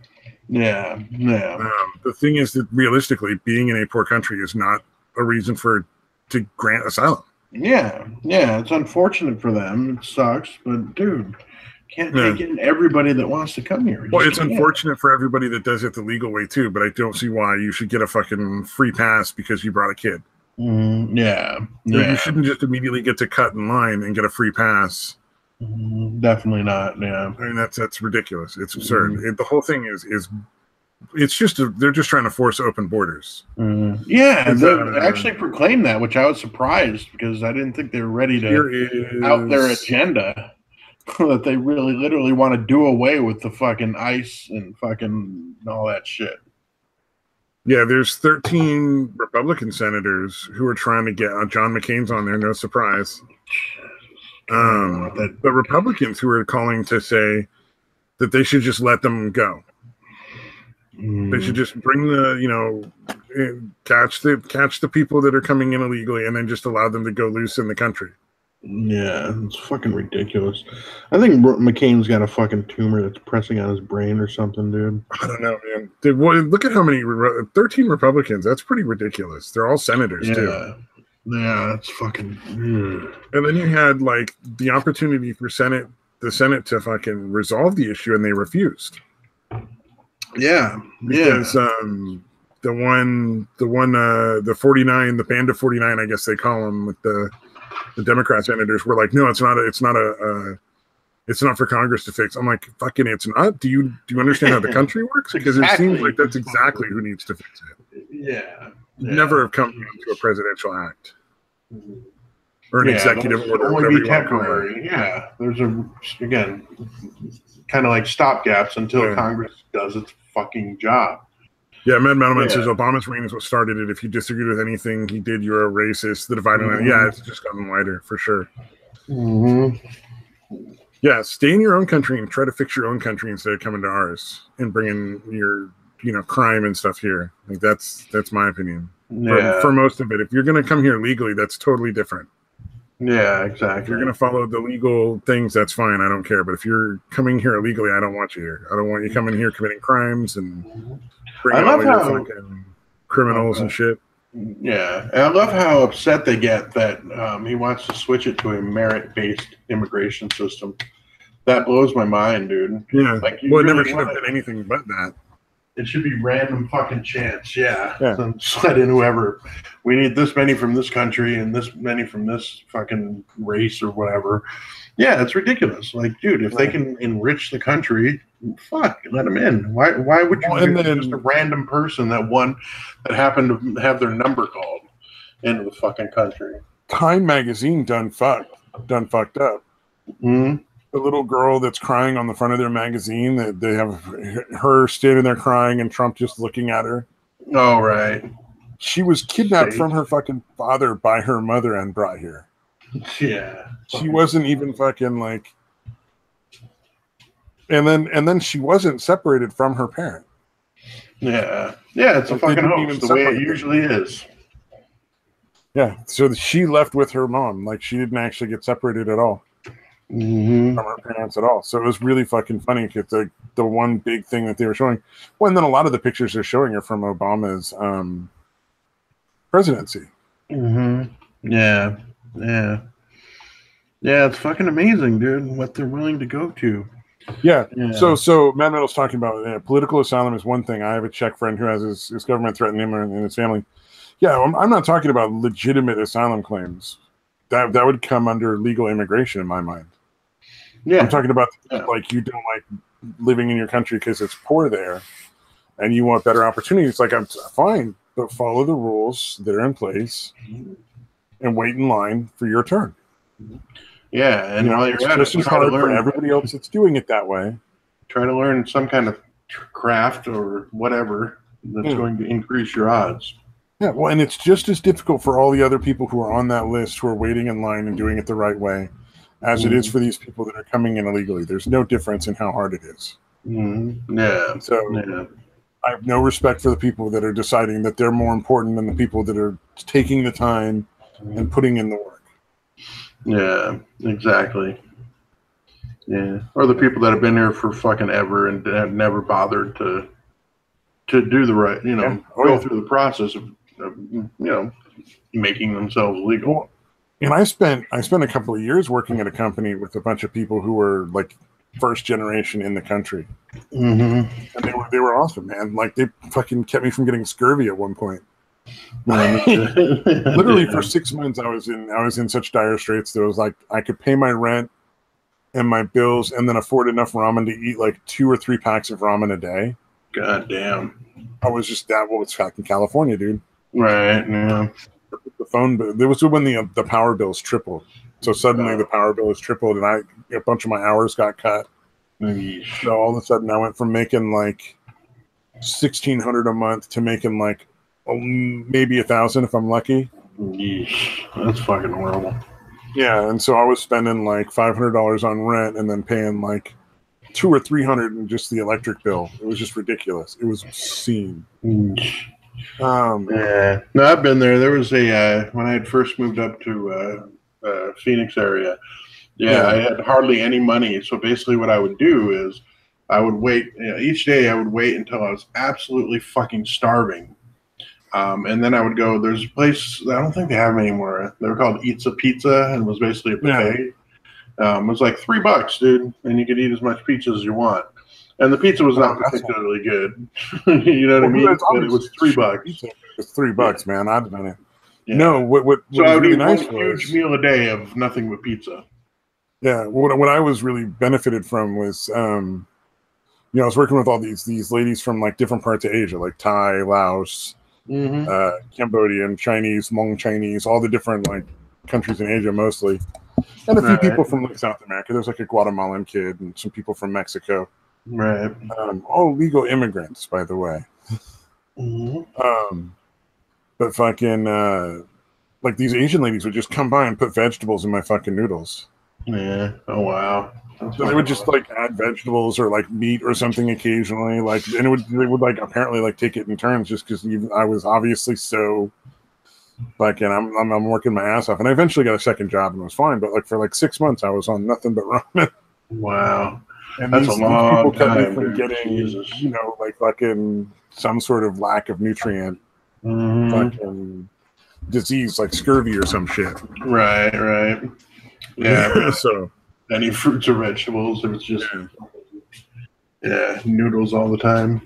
Oh, dude, you hear the fucking... So the Mexican... One of the guys running for president of Mexico is telling them to fucking come in because it's a right. He's saying you gotta just fucking flood the border because it's your God-given right to just fucking go to America, apparently. Yeah. Dude, I don't know where that is such an absurd idea to me, dude. Yeah. I don't understand how people can, like, angrily defend that idea. Yeah, exactly. Everyone just deserves to fucking come into this country, dude. It's like, no, they don't. Like, if your country is shitty, it's because your country is shitty because nobody's done anything about it. Do something about it there. We fixed ours a long time ago, and it wasn't me that did it. You're absolutely right. But it was my ancestors, and I have every right to reap the reward of that. Yeah. People put in the work, is the point. Yeah. People put in the work to fucking make it right. Do that. It's like it's more and more I'm coming around to the concept that the socialists don't love the poor people. They just hate rich people.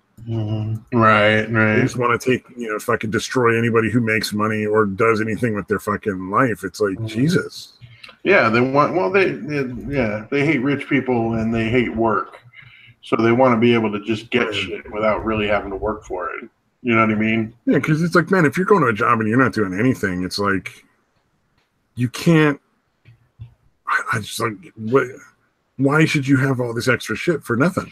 Yeah, why should you get the extra shit from the other guy that's busting his ass? Like my first job, I busted my ass, and I made probably $1.50 an hour more than anybody else at the place I worked. Mm-hmm. And I also was, instead of being like a tire technician, I was like the lead tire battery technician. Mm-hmm. Right. So I had more work because I was working harder, but I was also making a lot more money than those guys were. Yeah. And some of them had been there for a couple of years, just busting tires, being lazy. They weren't really super lazy, but that's all they were going to do. They weren't going to work hard. Yeah, they're going to do the minimum, essentially. And that's how you move up that ladder, for sure. Yeah. Oh, Mad Metal Man brings a point up. With a mentality like that, how long before heavily armed militias start guarding the border and just executing people? Not long, dude. That's going to start happening. Yeah. Because we have guns. It's not like Europe where we're just going to be like, oh, let the criminals come in that are going to fucking rape our kids. Mm-hmm. Yeah. Well, especially Arizona, dude. Absolutely, man. They're going to be like, okay, we're only coming through the California border because those motherfuckers in Arizona will fucking shoot. Well, I mean, the governors are trying to order the National Guard off the borders now. Yeah. Trying to force Trump to not have that as an option. And I think it's that was a really good move, I thought, on Trump's part. Mm-hmm. And personally, if they order the National Guard out, then I think he should just put the military in. Right. Make it clear, you don't get to ignore the borders. It's not up to you. You're just one state. You don't decide what the fucking border is or how it's run. That's not how it fucking works. Yeah. Although I thought I had heard somewhere where they're actually starting to discuss going after these fucking politicians that are, again, ignoring the law. I can't remember where they are. They are going through it. They are going through the motions of starting to get to the point where that might actually start having to happen. Mm-hmm. Yeah, I thought so. Right now, they have that chick. It might have been the chick that was getting harassed. I don't know if it was or not, but I don't know who it was. But there's a whole lot of loopholes to jump through, and it would really be like a first. What do you call it? It'd be kind of like a first. It really hasn't happened to that level. It would be setting precedent. Yeah. Yeah. So it'd be a big issue between state and federal laws, and you're going to have to deal with a lot of politicized judges who think that they get to just arbitrarily change the law because they don't agree with it. Yeah. So it's going to go through a lot of fucking. It's going to end up shit before it gets there. Yeah. But it's going to take forever. A bunch of appeals from judges that are like, I don't care what the law says. This is what I think it should be. So yeah, exactly. Yeah, which is so goddamn man. I don't know, man. They should be brought up on charges if they're doing that too much, man. Yeah, well, you're technically aiding and abetting the commission of felony crimes. Yeah, exactly. Because the second time they come in, the people want to pretend it's a misdemeanor. The first time, the second time it's a felony, and a lot of these people have violated our border multiple times. Mm-hmm. Well, yeah, that's why they're going to prison. That's why their kids are getting separated from them. Right. Yeah, they leave out details like that. Yeah. Important things like this person's violated the border 5 times. Mm-hmm. Yeah. And so it's progressively gotten more and more like severe punishment. Yeah, oddly enough. Yeah. Oh, fucking, speaking of like weird, crazy things, Sarah Huckabee Sanders, the spokesperson for the White House. She's the lady that does all the press conferences. Uh-huh. In Lexington, Virginia, they kicked her out of the Red Hen restaurant. Oh, yeah. Yeah. That did not go well with them. And I don't agree with what a lot of people are doing. Like, people were filing for fake reservations, screwing up the Yelp and stuff. I'm not down with that, but like, damn, they got fucked. Yeah, I think they literally had to turn off all the online review pages they had, dude, because people were flooding them so bad. Within 24 hours, they went from 4.5 stars on Yelp to 2.5. Mm-hmm. And really, ultimately, what it says to me is like, don't take political fucking sides when you run a restaurant. Like, don't. Why would you, man? You risk alienating a good chunk of your potential customers. Like, why would you do that? Just because, like, fucking retarded, dude. Like, well, right now they don't agree with you, so they can't eat here. Like, dude, there's like a bubble in Hollywood right now, but it's slowly popping. Like, you can see with like Han Solo and stuff, where they were talking about how, well, this is not for the original Star Wars fans. This is for me as the person who runs the movie franchise now. And I can just do what I want because I'm a woman, and that makes me a magical creature who doesn't have to fucking cater to the audience that's going to pay to see the movies and buy the merchandise. And Han Solo didn't make anywhere near as much money as they were hoping because they made it SJW bullshit, right? They threw a lot of it in there. Well, basically, let's see. Yeah, dude, it's the same thing as, the Ghostbusters remake, dude. Like, you fucking shoehorn the shit in. There's nothing natural or organic about what you're doing. You're just doing it for the sake of fucking doing it. And that could have been a great thing. It really could have been. Because the chicks that are in that movie are pretty goddamn funny. In the Ghostbusters movie. Not all of them, but, those are some funny chicks. Some of those, were definitely really good. I like Melissa McCarthy too. I don't like her fucking bullshit politics, but that's kind of the way it goes with any actors, I guess, for the most part. But this one was literally it made $29.3 million, 84.4 on its opening weekend, which is nothing for a Star Wars movie at all. Yeah, it should be fucking close to 10 times that, probably. Yeah, and then it's up against, like, every week after that, it's up against a new big movie that's coming out. Although they're thinking Ocean's 8 is going to do big, but I doubt that. No, I think it's going to go the way of fucking Ghostbusters. Yeah, I thought that was such a ridiculous one. It was like there's never a mention of that dude having a sister at all ever in any of the movies. But now, so why would you?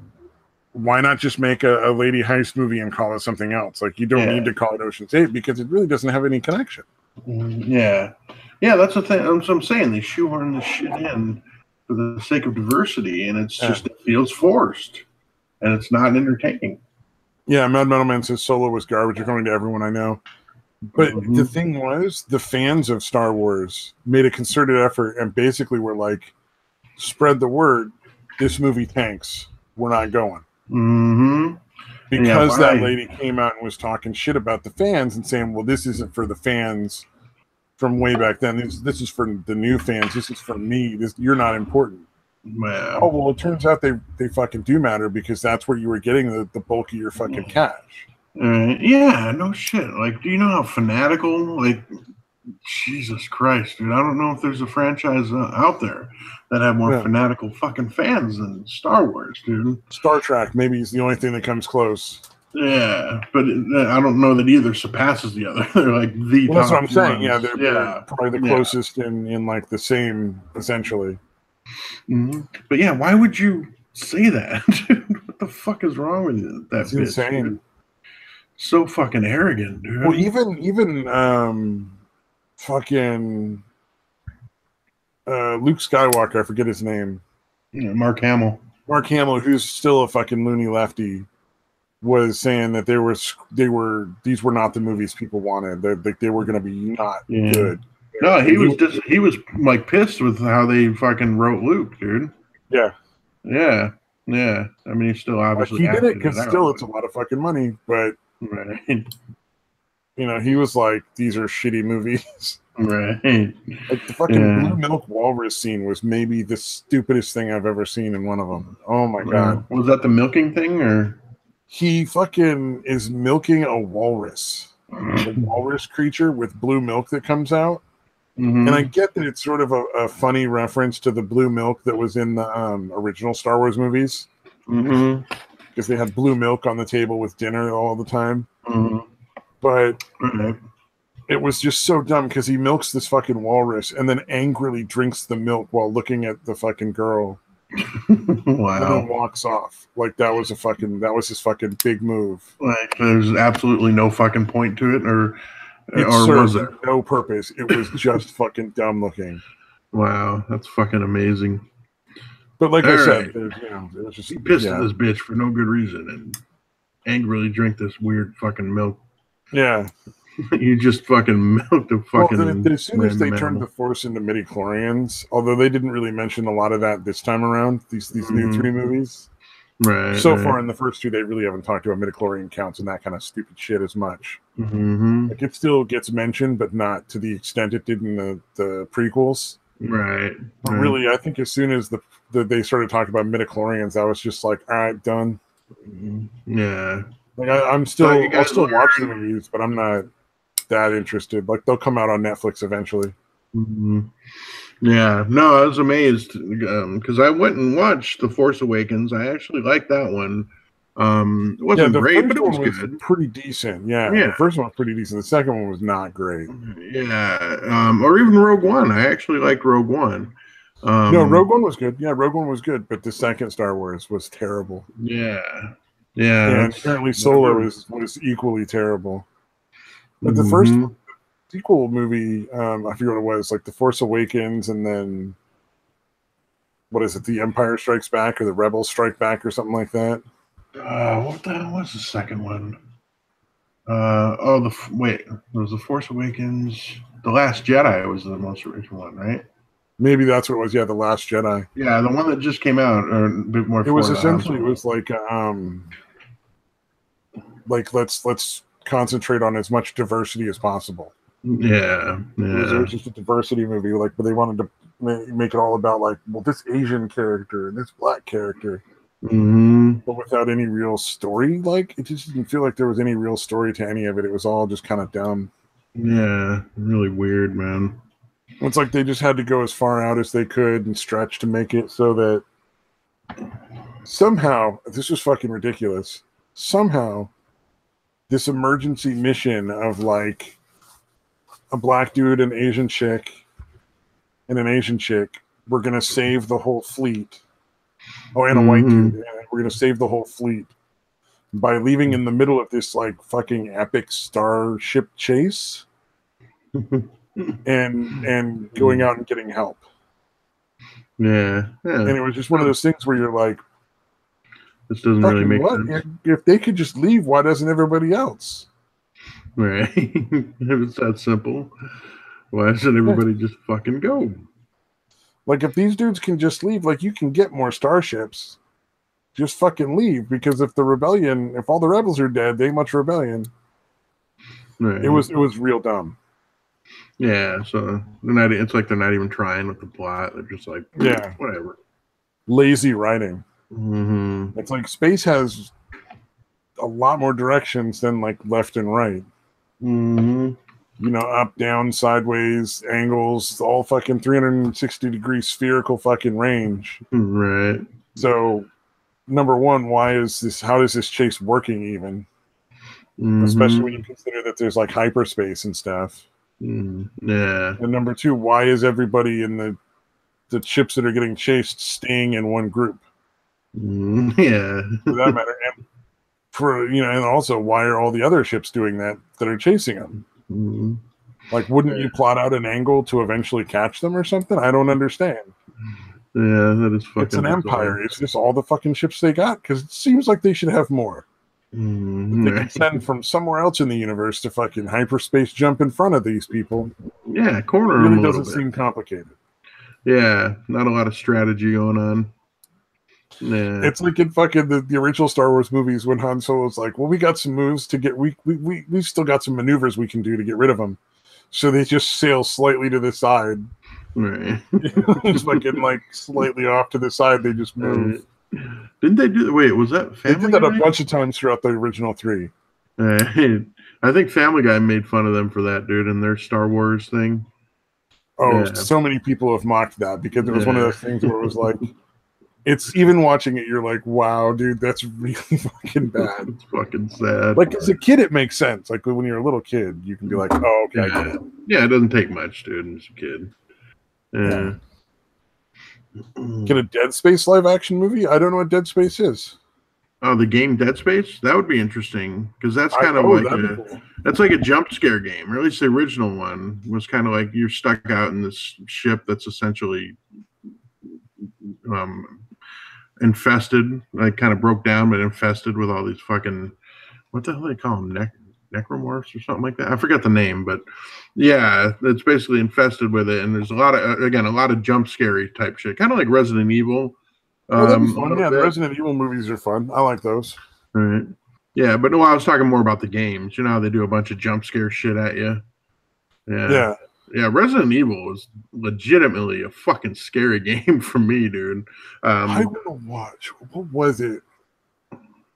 Have you read any of the Dragons of Perns stuff? No, never heard of it. Okay, so there's this whole series about the Dragons of Pern, and it starts off like there's dragons, there's people on a planet, and thread falls occasionally, and the thread is like super fucking caustic and burns people and kills them, destroys crops, burns through houses. It won't burn through stone. All right. But they form this bond with dragons. Like, people will like mentally connect with a dragon at birth when they're a little kid and the dragon's just been born. And the dragons can like eat this fucking like sulfury rock, gunpowder kind of rock thing and belch fire. And they burn the thread so they can keep they keep the farms from free and keep people from getting hurt. But mostly they live in like fucking caves and mountains and shit. Right. But as the story progresses, you find out that these are all settlers from like another fucking planet. And so like there's this whole fucking crazy sci-fi aspect that comes into the series that would be a lot of fun. It's crazy. You could shorten a lot of the first stuff. You could skip a lot of the first books and get into the part where it starts to get into like weird dragons in fucking space. Right. Shit, that would be a lot of fucking fun. Because the dragons can also teleport by going into like a fucking weird dimension for a little while and then coming back out somewhere else closer, like almost like a wormhole thing. Interesting. So there's all these crazy sci-fi aspects, plus you got people riding dragons and burning shit. Yeah. So I think that'd be a lot of fun. Yeah, it sounds like a mix of like sci-fi and like fantasy. Exactly, yeah. Sort of like Krull. Yeah, Krull was weird.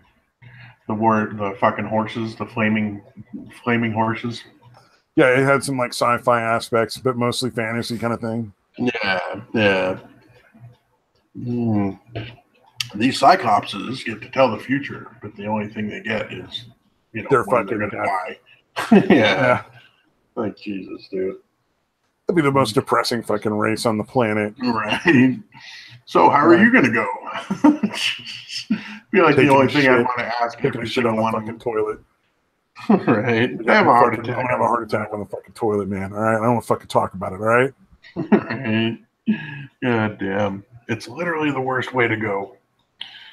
This other guy would be like, I'm gonna die fucking a dog. I don't even like dogs. What the fuck? How does that fucking happen? Shit. Like he didn't like him before, but now that he knows that's how he died, it's like fucking can't stop looking at dogs. obsessed with them. Wow, how do I end up fucking one of you and dying from it? And then eventually he gets her to be attracted to him because of his obsession. Right.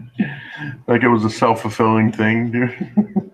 Yeah, a self-fulfilling prophecy kind of thing. That's fucking awesome. There's a movie for you. Yeah. The guy who like fucking foresees his own death fucking a dog and like it becomes a self-fulfilling prophecy and shit. Interesting. Yeah. That'd be awful. Right. God, can you see trying to market that to like Hollywood producers though? Oh It's yeah. 2018, man. Who are you to judge? Right. People will love this. You're not in touch anymore, buddy. This is what the people are gonna want. Yeah, people need this. This needs to happen. It's social justice, man. This needs to be. Too many people are kink shamed for wanting to bang dogs, man. Yeah, we need to add a letter to the LGBT shit for the dog fuckers. Yeah, the canine lovers, LGBTC canine lovers, the canine amorous or whatever the fuck nickname they're gonna come up with for them too, right? I know. Animal adorers. Yeah, amorous animal lovers or something like that. The AA. Something ridiculous, man. Yeah. Oh no. Exactly. That would be so fucking funny. I bet you could get that through a lot of people before somebody finally was like, "Dude, what? No." Who the fuck has been saying yes to you? Because that's kind of fucked up. You know, like we gotta fucking work on this whole process of how this shit gets to my office. I should not. Somebody should be stopping you before you get this far. Yeah, I shouldn't have to explain how the dog fucking movie is bad. Damn. Yeah, but I think Hollywood's eventually gonna like, because there's a lot of money sort of front loaded. A lot of these people have made a ton of money, so they can fucking keep this sort of charade of this being popular going for a while, but eventually they're going to just lose too much money. Right. And you're going to see it swing like a lot more in the other direction because people are going to be like, people are not fucking going to see these movies. Right. Yeah. Turns out we've gotten really, really out of touch over the years. Yeah. Yeah. Well, I'm a little concerned that it's going to swing way too far back conservative, though. Right, yeah, because it always does seem like that. The pendulum always swings too far back, whichever way it's heading. Yeah. I mean, you get fucking Domino's fucking fixes a few potholes, and you get people being like, "Anarchy works." Right. Eventually it'll be like, it's so ridiculous, dude. Fucking people. Like fucking communist Holocaust or something, where the right wing are like, look, we can't tolerate them to exist. Right. If they believe that, I'm sorry. They have to die. I'm sorry. They're just so fucking awful. It's for safety. It's just for safety of the country. The safety of the country depends on their death. That's all. Right. Trust me, it's for the good of humanity. I can prove it here mathematically. Mm-hmm. Damn. So, I can see that happening, or something similar to the point where they're like blacklisted and you can't even talk about it. It's like, right. Can we get the middle ground where nobody has to be fired? Yeah. Guys, just don't talk about anything. Well, I occasionally talk politics with people I work with, and like a lot of the people I work with are lefties. Right. You just gotta be polite, man. Yeah. Don't tell them they're stupid, even if their ideas are stupid. Even if you believe that. Just be polite. Well, everybody's a hero of their own story anyway, though. I mean, so you gotta like take that into perspective. Like, what was it?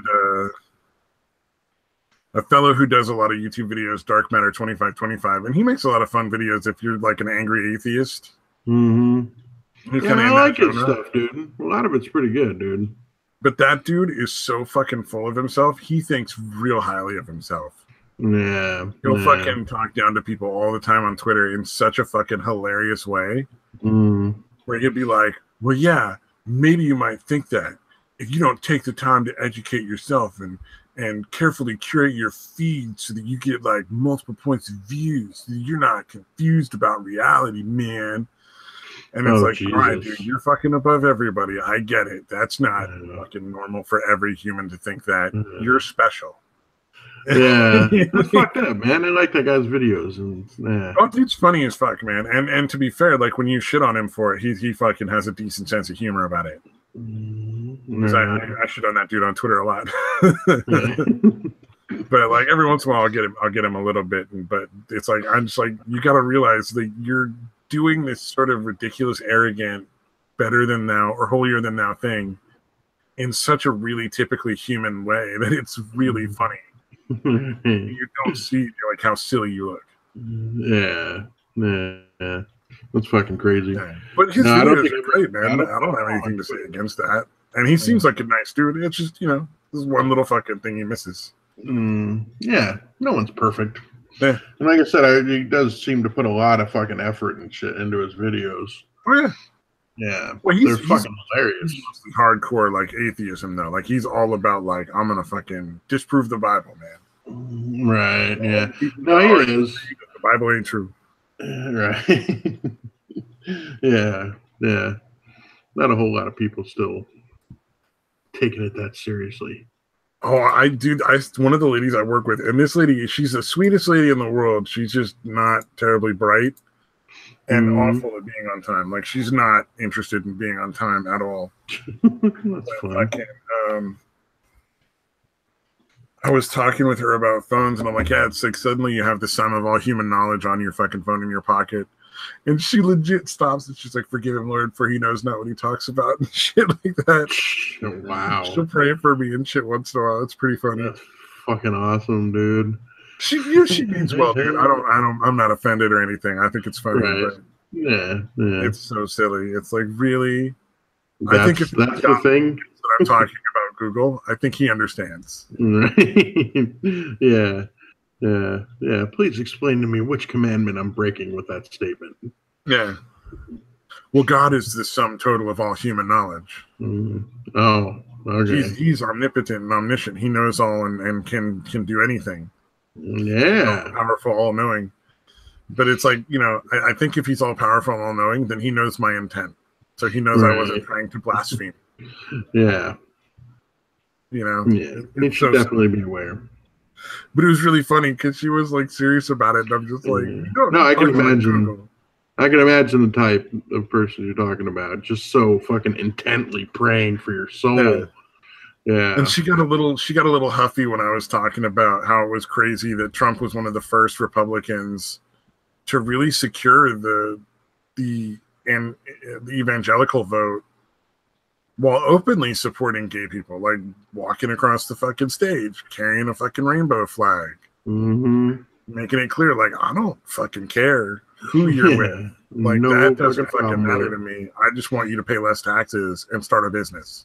Yeah. You want to start a gay business, go for it. I don't fucking give a shit. Like, he doesn't care.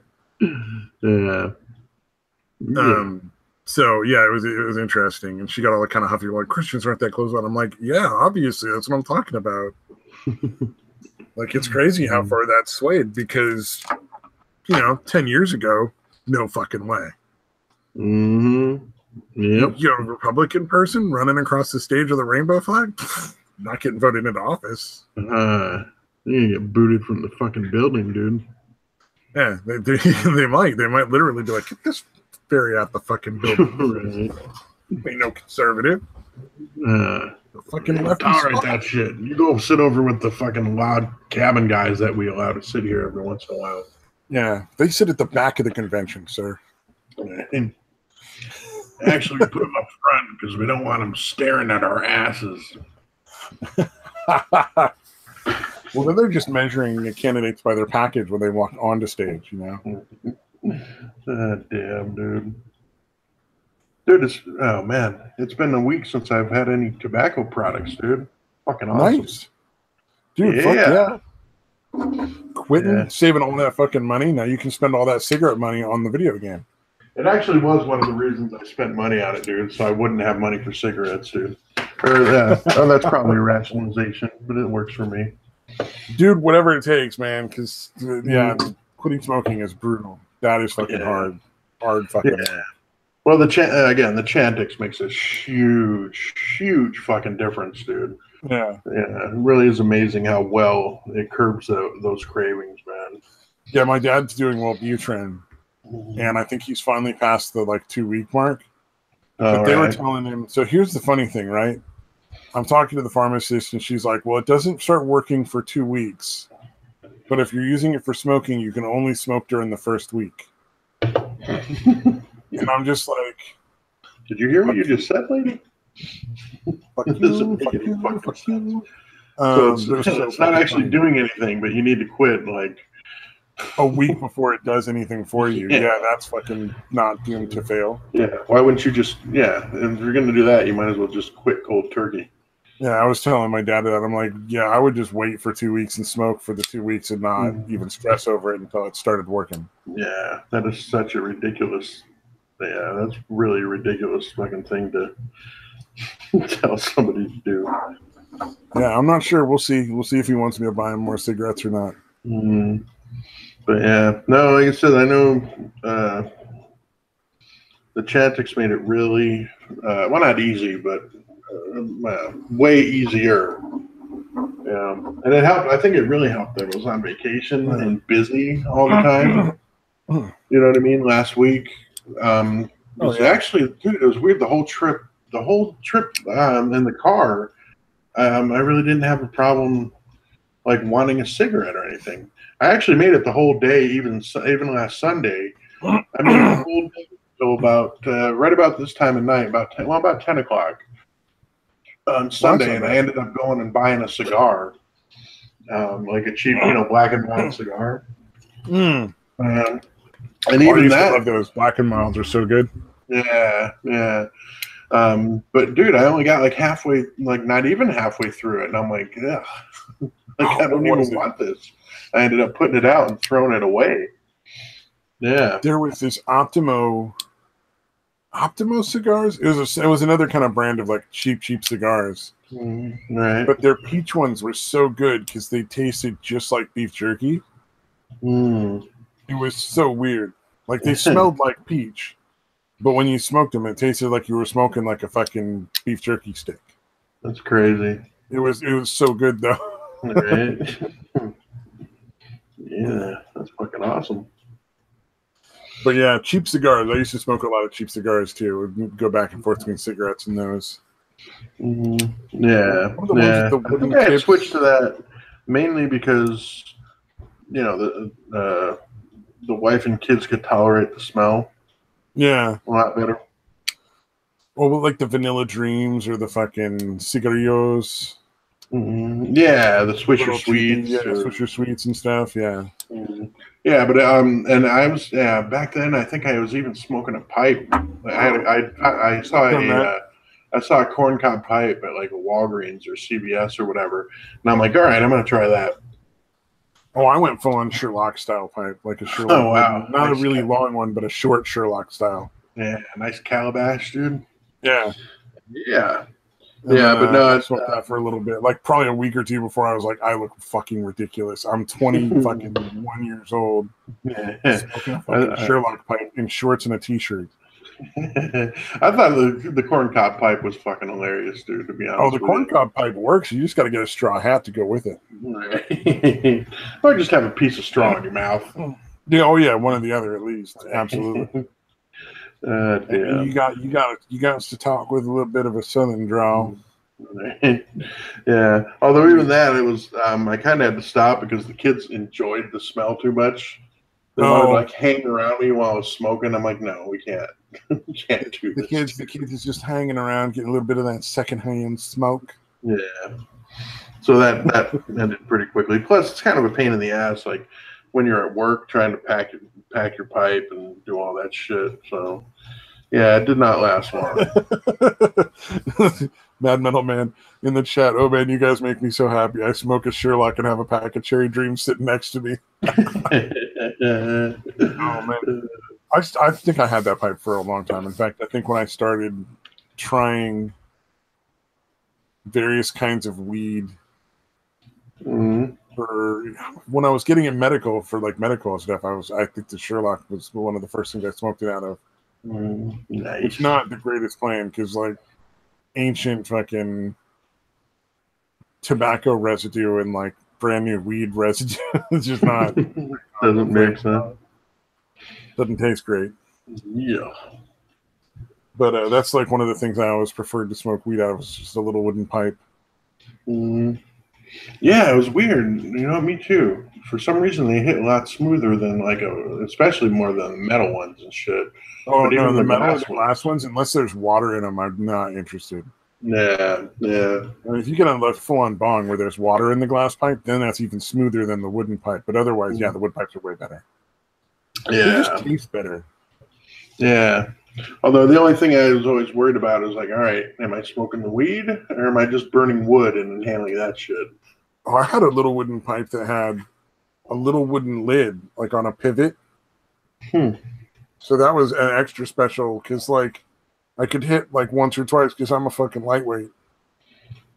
So, like, I'm a one-hit wonder when it comes to weed. So I just take one little tiny hit and then close the lid, and fucking, I can keep that pack for a couple of days. Nice. Yeah, for me, I just wanted the little bit of head change. I mean, most of the people I hung out with, I could smoke a shitload. I did that too, but yeah, for the, most of the time it was just me. I'd only take a hit or two. I just wanted a little bit of head change, Yeah, I just like it. I like weed when it just is just enough to get you feeling like the pain killing effects are in, and it's just relaxing you just a little bit. Like you're just feeling a little more relaxed. Like, yeah, you're not into the take a nap, paranoia. I could, but I don't really need to. I can just kind of chill and watch TV or whatever.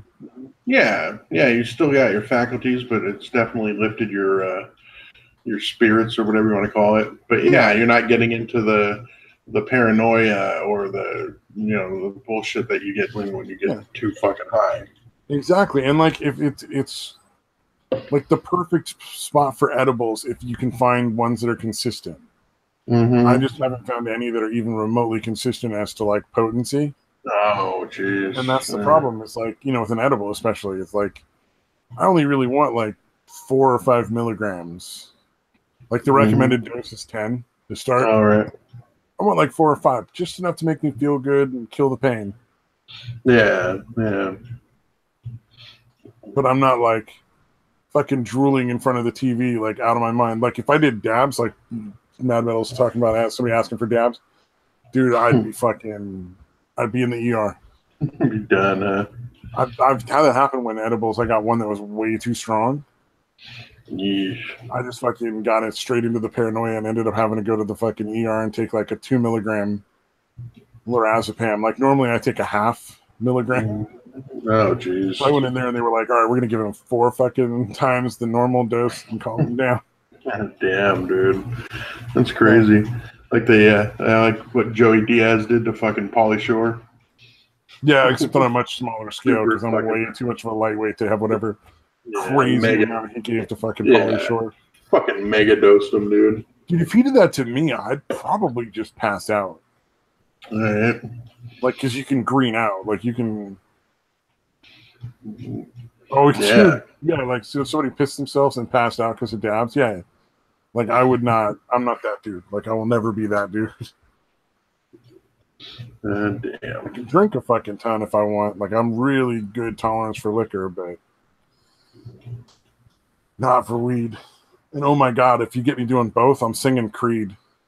Fucking, I do not know what it is, but fucking Creed. I will be fucking playing Creed and singing Creed. And not just like the one good album they had, but like all of the albums.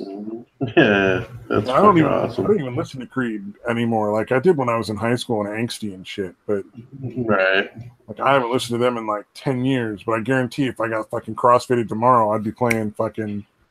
I'll be out there, something or other. I forget the words. They'll come to you once you get high. Yeah, the words will come. Yeah. Oh, with arms wide open, I'd be out there like with arms wide open, fucking standing there with my arms out, fucking singing to the sky and shit. Yeah. That was fucking funny. Damn. Yeah, no, Mad Metal Man's right. Why get so high you can't function? Exactly. Because, and to be fair, there are a lot of people who can smoke those dabs and they're fine. Mm-hmm. They smoke a dab or two and they're like, oh, perfect. I'm on point. I'm ready to go. Yeah. So, just different doses for different folks, I guess. Dude, I don't know why. Well, I guess I kind of know why it's reminding me of this, but when I was in California, we went to. Have you ever heard of a guy from India? He came over, I guess, in like the I don't know, 50s or 60s, I think, named Yogananda. I've heard about. Didn't that guy get busted or something? No, this was a long time. He came over a long time ago. Well, no, I'm thinking the guy from Bikram Yoga or something. There was some dude who was running like a fucking yoga strong arm scam that got fucked over. Yeah. No, this guy was pretty legit, I believe. Let me see if I can figure out when it was. But basically, he came over here from India, and he actually ended up setting up two. What do you call them? Ashrams or whatever they call them, kind of like temples or whatever. I think you're right. Yeah, like ashrams, something along those lines. Yeah, but they also have in Encinitas is one of the places where they have it. And we actually went to the meditation garden that they had set up over there, which is really fucking cool, man. Because basically it has a lot of like plants, really exotic plants that I've never fucking seen before. Oh, that's kind of cool. Yeah, like a lot of them are really vibrant, like bright, vibrant colors too. Yeah, it's a pretty small area that it covers, but like they packed a lot of different shit in there. Yeah, the reason I brought it up is because there was a guy that was like sitting at the base of a palm tree, total fucking hipster douchebag looking dude, you know. And again, he might have been legit. He might have been really meditating, but I looked at him and all I could think is hipster douchebag. Oh yeah. So I was like, it was funny because there was a couple of guys like that where I'm pretending I'm taking a picture of like my son or my mom, and I'm fucking snapping a picture of this fucking asshole. In fact, there was one dude there. There's this one spot where it's like it's kind of this round area with seats kind of it's like a round area that's paved or whatever, and then it's got like a wall around the whole thing, and like seats every so often, like 5 or 6 seats around the whole thing. And this one dude had that weird haircut where he's got just a tiny little like square of hair growing out of the very front part of his head. And then it's like mostly shaved the rest of it, but then he's got some in the back. You know what I'm talking about? Oh my god. Okay, yeah, I know what you're talking about. Yeah. So needless to say, I had to get pictures of that fucking asshole, dude. Yeah. And again, it sucks because maybe they're really, great meditation people or whatever. But all I could think of is, what the fuck? Come on, buddy. Oh, we used to get some weird stuff like that in blues dancing because it's kind of a hipstery style thing a little bit. So there's people that go who are just like college age, want to have a good time on the cheap and just dig the music. But there's also like a very small percentage of people who are super hipstery. And one of them fucking, he might, like, I thought he was a hipster, but he eventually just joined a Buddhist monastery.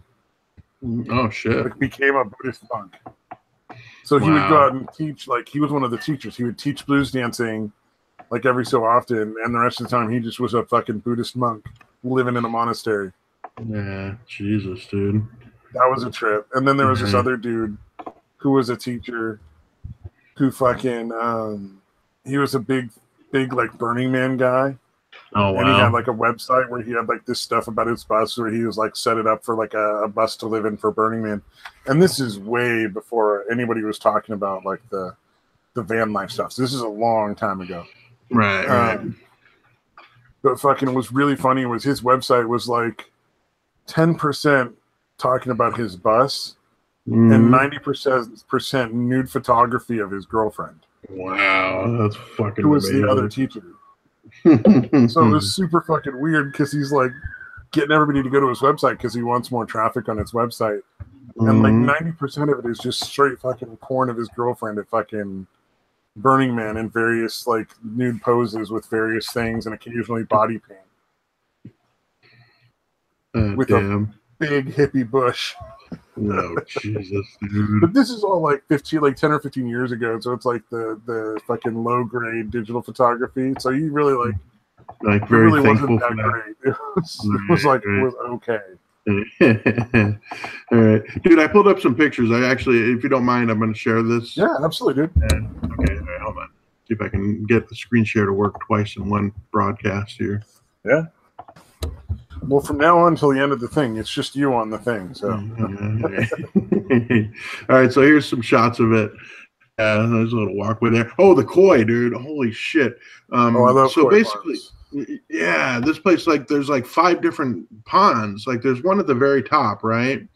And then there's like part of that runs down a little bit, like a tiny little, at the very top, just a little bit runs down into another pond, and then that goes down like a little tiny waterfall and empties into a third one. There's like it ends up being like 5 of them, basically all connected like that. And holy shit, you would not believe how big some of these fucking koi were.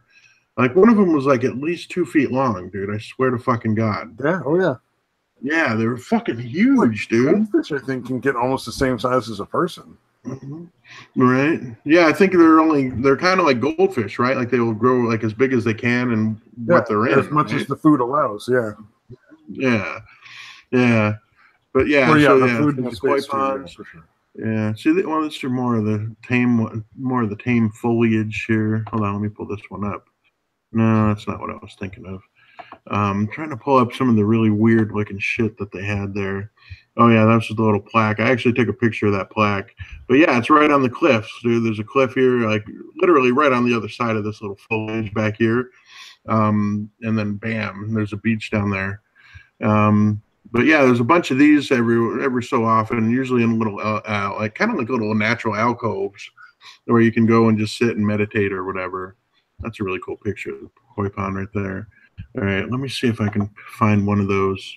Oh yeah, dude, this is the area I was talking about. That guy with the weird haircut was sitting right fucking there. Oh yeah. Yeah. And I was from pretty That's far like away. You know what that looks like? Like any minute you're gonna get a bunch of fucking Greeks in robes like sitting around the edge and like one guy in the middle talking about fucking philosophy.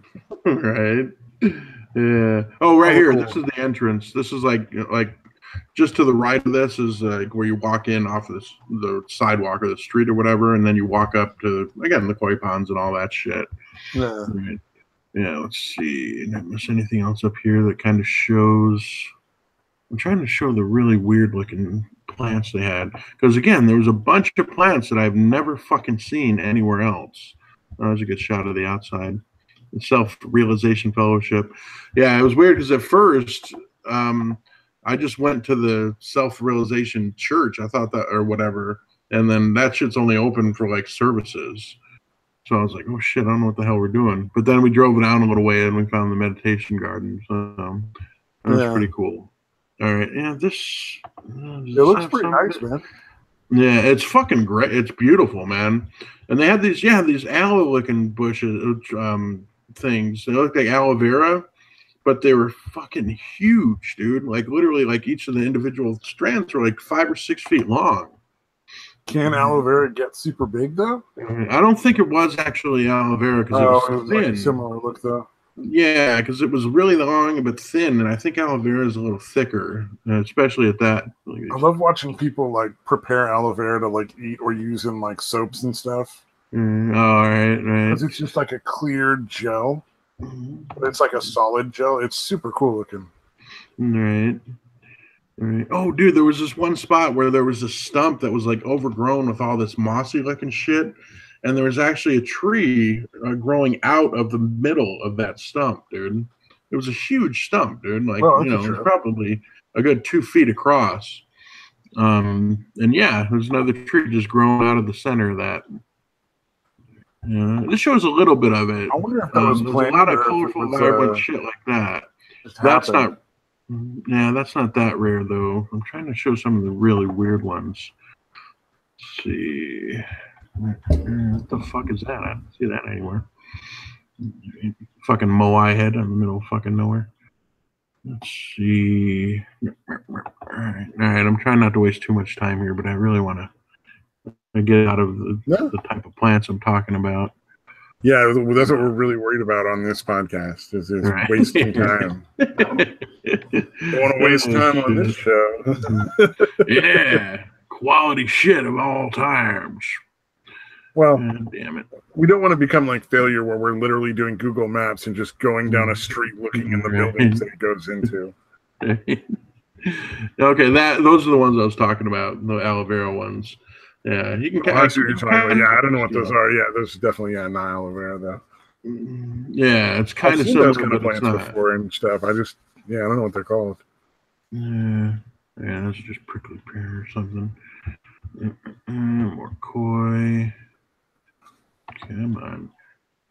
Where are you? No, that's not the one I was thinking. Oh, maybe this is it. Yeah, these things were kind of weird. They look like corn almost, but they're just a bunch of little flowers or whatever that grow up right like. Oh, yeah. I know what you're talking about. Yeah, those are cool. All right. Where are the ones? There were these one things that had like, I don't know if they were flowers or if they were leaves, but they were this like black color.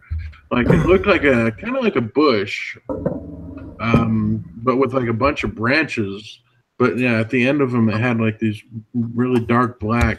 Again, I don't think they were flowers. I think they were leaves, but they kind of looked like flowers. Yeah. Let's see if I can find them, dude. Damn it. It's frustrating now. See all the koi ponds and shit, yeah. Yeah, it's fucking.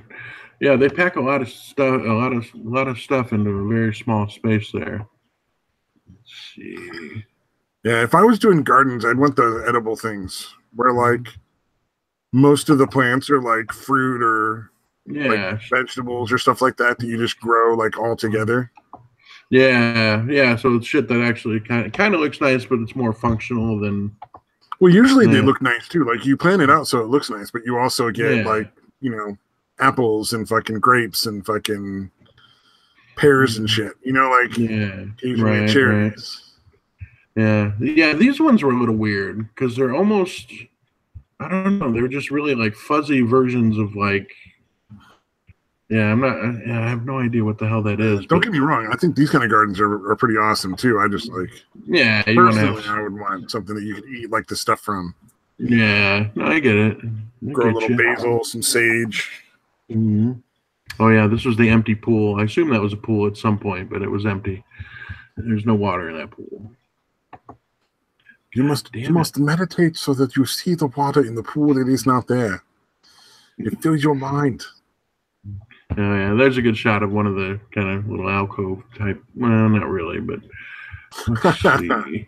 Well, no, there's ones that are like literally little secluded spots. Yeah. Off the path, but they're kind of blocked away from everybody. It looks like the kind of garden that you have like a party, and then fucking people can go off, like couples can go off and just like chill in their own little private little zones in the garden if they want. Like. As it's starting to wind down, you get a bunch of couples just chilling out in the garden in the dark, making out and shit in corners. Yeah, these are the ones I was talking about. This was like just jet black coming out of these, like at the very ends of each of them. Oh, weird. It's just black. Yeah, I don't think I've seen those before. Yeah, that one's a really weird one. Okay, I found at least one fucking thing. That's good. All right. Well, in California, man, like you go to fancy places, there's all sorts of wacky plants out front of them. So, right. So it's not that. See, I haven't really seen much shit like that. Oh, there we go. That one, it kind of shows a spot. See, it's kind of backing away from everything. Yeah. Although you can't really see where the path is from there, I guess. But I think the path is right between that lady's legs. I mean, yeah, that's where I'd find enlightenment. God damn it! Oh yeah. Yeah. Nose in the cooch. Well, maybe not that way, but Shit, I don't know where this was. I would have liked to see that. I think that must have been another part. might not even be part of that. It could be part of some other temple somewhere. Right. Google Images. Sometimes it'll be like everything normal and then like a random picture of a cat, and shit like that. So. Right. Nothing to do with it. But and apparently the beach by there is it's a beach called well, they call it Swami Beach. It has a different name, but that's what everybody calls it. Yeah. Which has this tiny ass parking lot that has like maybe 30 spaces in it. One time we actually lucked out and got a spot, which is fucking crazy. But yeah, you have to walk down these steps. Like Mom counted them for some reason. But there's like 121 steps apparently to get down to the beach off of the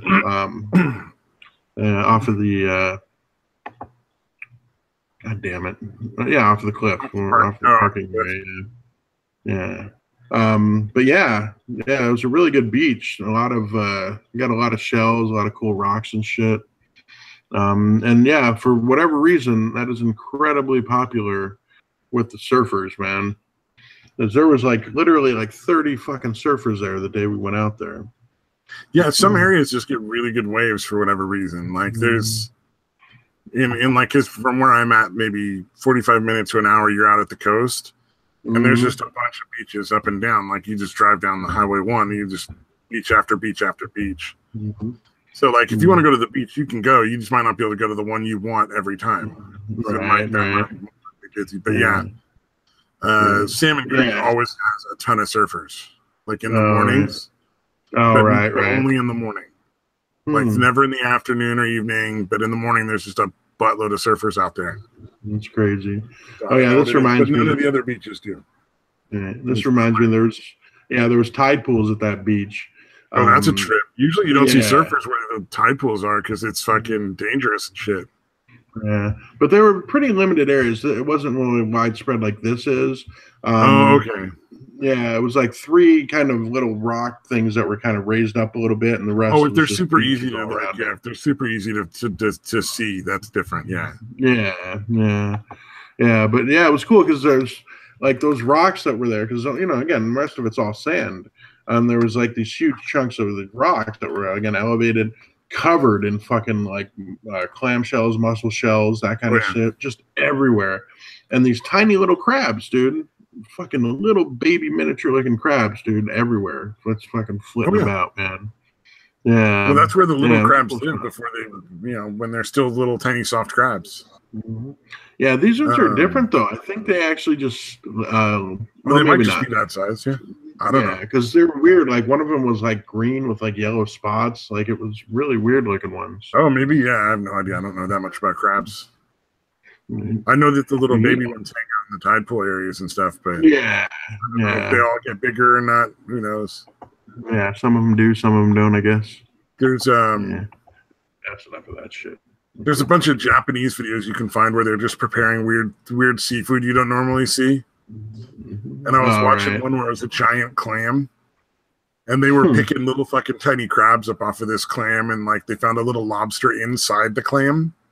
Oh, wow. Like it was living in the clam. It wasn't like crazy being eaten or anything. It literally lived inside the clam and was eating shit. Wow. That's insane, dude. And it was like maybe half the size of your fucking pinky nail. I mean, it was that fucking small. Yeah. So none of the crabs were bigger than your pinky nail, like the tip of your pinky nail. They were super fucking tiny.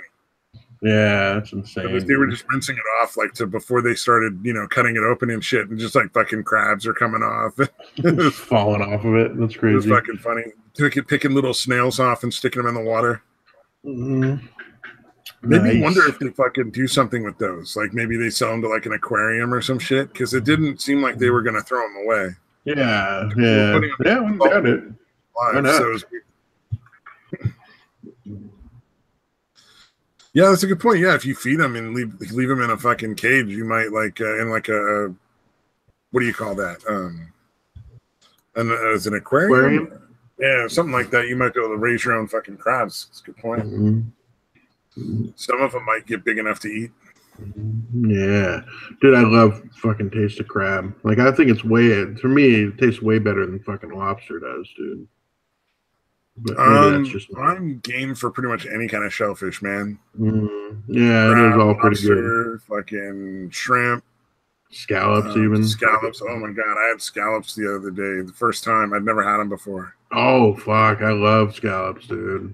Yeah, I ordered something and it came with like some scallops and some shrimp, and the scallops were amazing. Yeah, that is definitely good shit, man. I was like, oh, now I get it. Now I see why everybody talks about these, because I'd never had them. It's crazy. They just melt away into this buttery fucking scallopy goodness. Yeah, I'm surprised those aren't more popular, man. Because they're so fucking expensive. Yeah. Oh, are they? I thought scallops were cheaper. No, scallops are way more expensive than like crab or lobster per pound. Oh, okay. I guess that's why. Yeah, they're not as easy to get. Okay. Damn, that sucks because I was actually in the mood for that now that I was talking about them, dude. But it's not like they're it's not like they're gold plated or some crazy shit where like you can't afford them. It's just they're not as cheap. Yeah, I gotcha. Like if you want something that's like fancy sounding, usually you want to go with like shrimp. Right. You know what I mean? Like you're gonna go fancy because it's not quite as expensive as scallops, but it's still pretty like high on that fancy scale. Yeah, shrimp is pretty good, pretty reasonable. But yeah, that's what I like to do every once in a while because we're not that far from the coast, so we get pretty decent prices on seafood. Yeah, I figured. So like every once in a while, it's fun to do like just buy and saute up a bunch of shrimp and cook a steak if you like the surf and turf thing. Yeah, sounds good. Or like one time I did surf turf and pot stickers. So I cooked up a couple of pot stickers and a couple of shrimp, big ass shrimp, but a couple of them. And like a half a steak. That was so good. Yeah, sounds good. Yeah, that's weird. We didn't eat. Jesus, did we have any seafood that I wasn't there? I don't think we did. Yeah, that's bizarre. But yeah. Well, I still got to make some salmon jerky. That's supposed to be super, super, super tasty. Yeah, that sounds interesting. Yeah, like you take the big long fillet, like the really big long side of the fish, and cut it in like 1/2 inch thick strips, lengthwise, and then you dry those strips into jerky. Oh wow! It's kind of like one of the ways they preserve salmon in Alaska, like how they've done it for years. Yeah. Although they dry it with like the sun and the wind, they don't do it in like a food dehydrator like I'm going to do it in. Right. Yeah, either way. Yeah. Fine. Yeah. Although, have you ever had the salmon like that's canned like tuna? I have. It's not. It doesn't. I can't barely taste the difference. Yeah. I remember. I don't know if I'd mentioned this before, but a friend of mine, his sister would make this shit with basically they would take the salmon from a can and mix it with cream cheese. Yeah, you mentioned that before. Yeah, spread that on crackers. That's really fucking good. That sounds good. That actually sounds like it'd be good with tuna too. Either way, really. Yeah, it was definitely good shit. Yeah, no, I never tried it with tuna. I don't know why. But yeah, now that I think about it. I think you said that, and I mentioned that we would take the little mini shrimp, and you mix mini shrimp with cream cheese and cocktail sauce. Oh, right. And it turns into a dip for crackers in much the same way. Yeah. I don't know why, but man, I always just love, instead of the traditional cocktail sauce, I just mix ketchup with hot sauce, like Red Devil or Tabasco or something like that. That work too, yeah. Not so much with shrimp, but, breaded shrimp it's really good with, but yeah. Pineapple jalapeno mahi, that'd be good. Yeah. Man, dude, there's a really good pizza place down there too, man. We ended up eating there like 3 fucking times, dude. It's weird because it's like really like soggy, like it looks greasy, although it's not really grease, but it's like this really soggy pizza. But it tastes fantastic, dude. It's like one of my like top 3 pizza places ever. Nice. Yeah, and it's weird because it's in like it's in like a little strip mall type thing, like with like a Ralph's, and like it's on the back side of it. Like there's like a Ralph's, a Rite Aid, and then on the other side of a Rite Aid, there's like this little breezeway that kind of goes to the little back section or whatever, and it's in that back corner. It seems like the really good places to eat are all like that, though. Yeah, they're like kind of there's a tucked Chinese away. restaurant in my town that serves like family style Chinese food. Mm-hmm. It is amazing, and it's like right next to a car insurance on one side, like a car insurance office, and a dentist office on the other. Yeah, like they're kind of tucked away. And yeah, well, I assume it's they just found a place that was halfway decent rent. You know what I mean? Well, they don't need to be in like a prime position because their food is so good. People just know, like people just go. Yeah, word of mouth is going to get around if you have quality. Well, and food. You know it's good quality food because most of their customers are Chinese people. Mm-hmm. So it's like real Chinese food. Right. Like, yeah, if you're cooking it better than they can cook it at home, you're doing something right. Well, if you're the Chinese restaurant in town that all the Chinese people eat at, then that's probably pretty authentic Chinese food. Right. I'm sure it's Americanized to a certain extent just because, certain ingredients you're only going to get in some places, not in others. Right. But yeah, it was amazing. We went there for lunch, a big group of us from one of the places I worked at one day, and that was pretty nice. Yeah. Got turned on to it because one of the people I worked with was a Chinese lady that she was like, "You guys got to come to this restaurant. This is the food of my people. This is the authentic. This is the real deal." She's like, "This is real Chinese food." Yeah, exactly. Nice. Yeah, dude. The other thing I saw there that I'd never seen anywhere else was a Haagen-Dazs shop, and they may be everywhere, but I'd never seen one before. Like I've never seen one. Yeah, I didn't know they had them. Yeah, that's the only one I've ever seen. It's just down the hill from where we were staying. Because I ended up getting a shake made out of Rocky Road ice cream, and that'd be good. Yeah, it was kind of cool because like the almonds, like they really mix it up. So like the almonds are in these tiny little pieces. You know what I mean? Instead of like still not a fan of almonds. So yeah, I don't think I'd do that. Yeah, but I actually liked it like that. It actually tasted really good with just like almond flavor. If there's almond paste in something or like almond, like not chunks of almond, the texture for almonds doesn't work for me. Yeah, but this is again, it was ground up really fine. Like you know what I mean? Oh, maybe I'd be down. Yeah, and it was weird because normally Rocky Road is like really big chunks of almond, but this one was when they made the shake, everything gets like just eviscerated or whatever you want to call it. So yeah, it was these tiny little pieces of almond, and it just for whatever reason just tasted fucking amazing. But yeah, I'd never seen one. I've seen plenty of Cold Stone or Baskin Robbins. Ben and Jerry's. I keep missing those, man, because I've only ever seen them in California. Ben and Jerry's shop. I've never seen a Ben and Jerry's shop either. Oh, really? Yeah, I think the only things we got around here, we got Foster's Freeze, 31 Flavors, and Cold Stone. Right. I like Cold Stone. Well, actually, Baskin Robbins is good too. The 31 flavors. They're all good depending on what you're looking for. Right.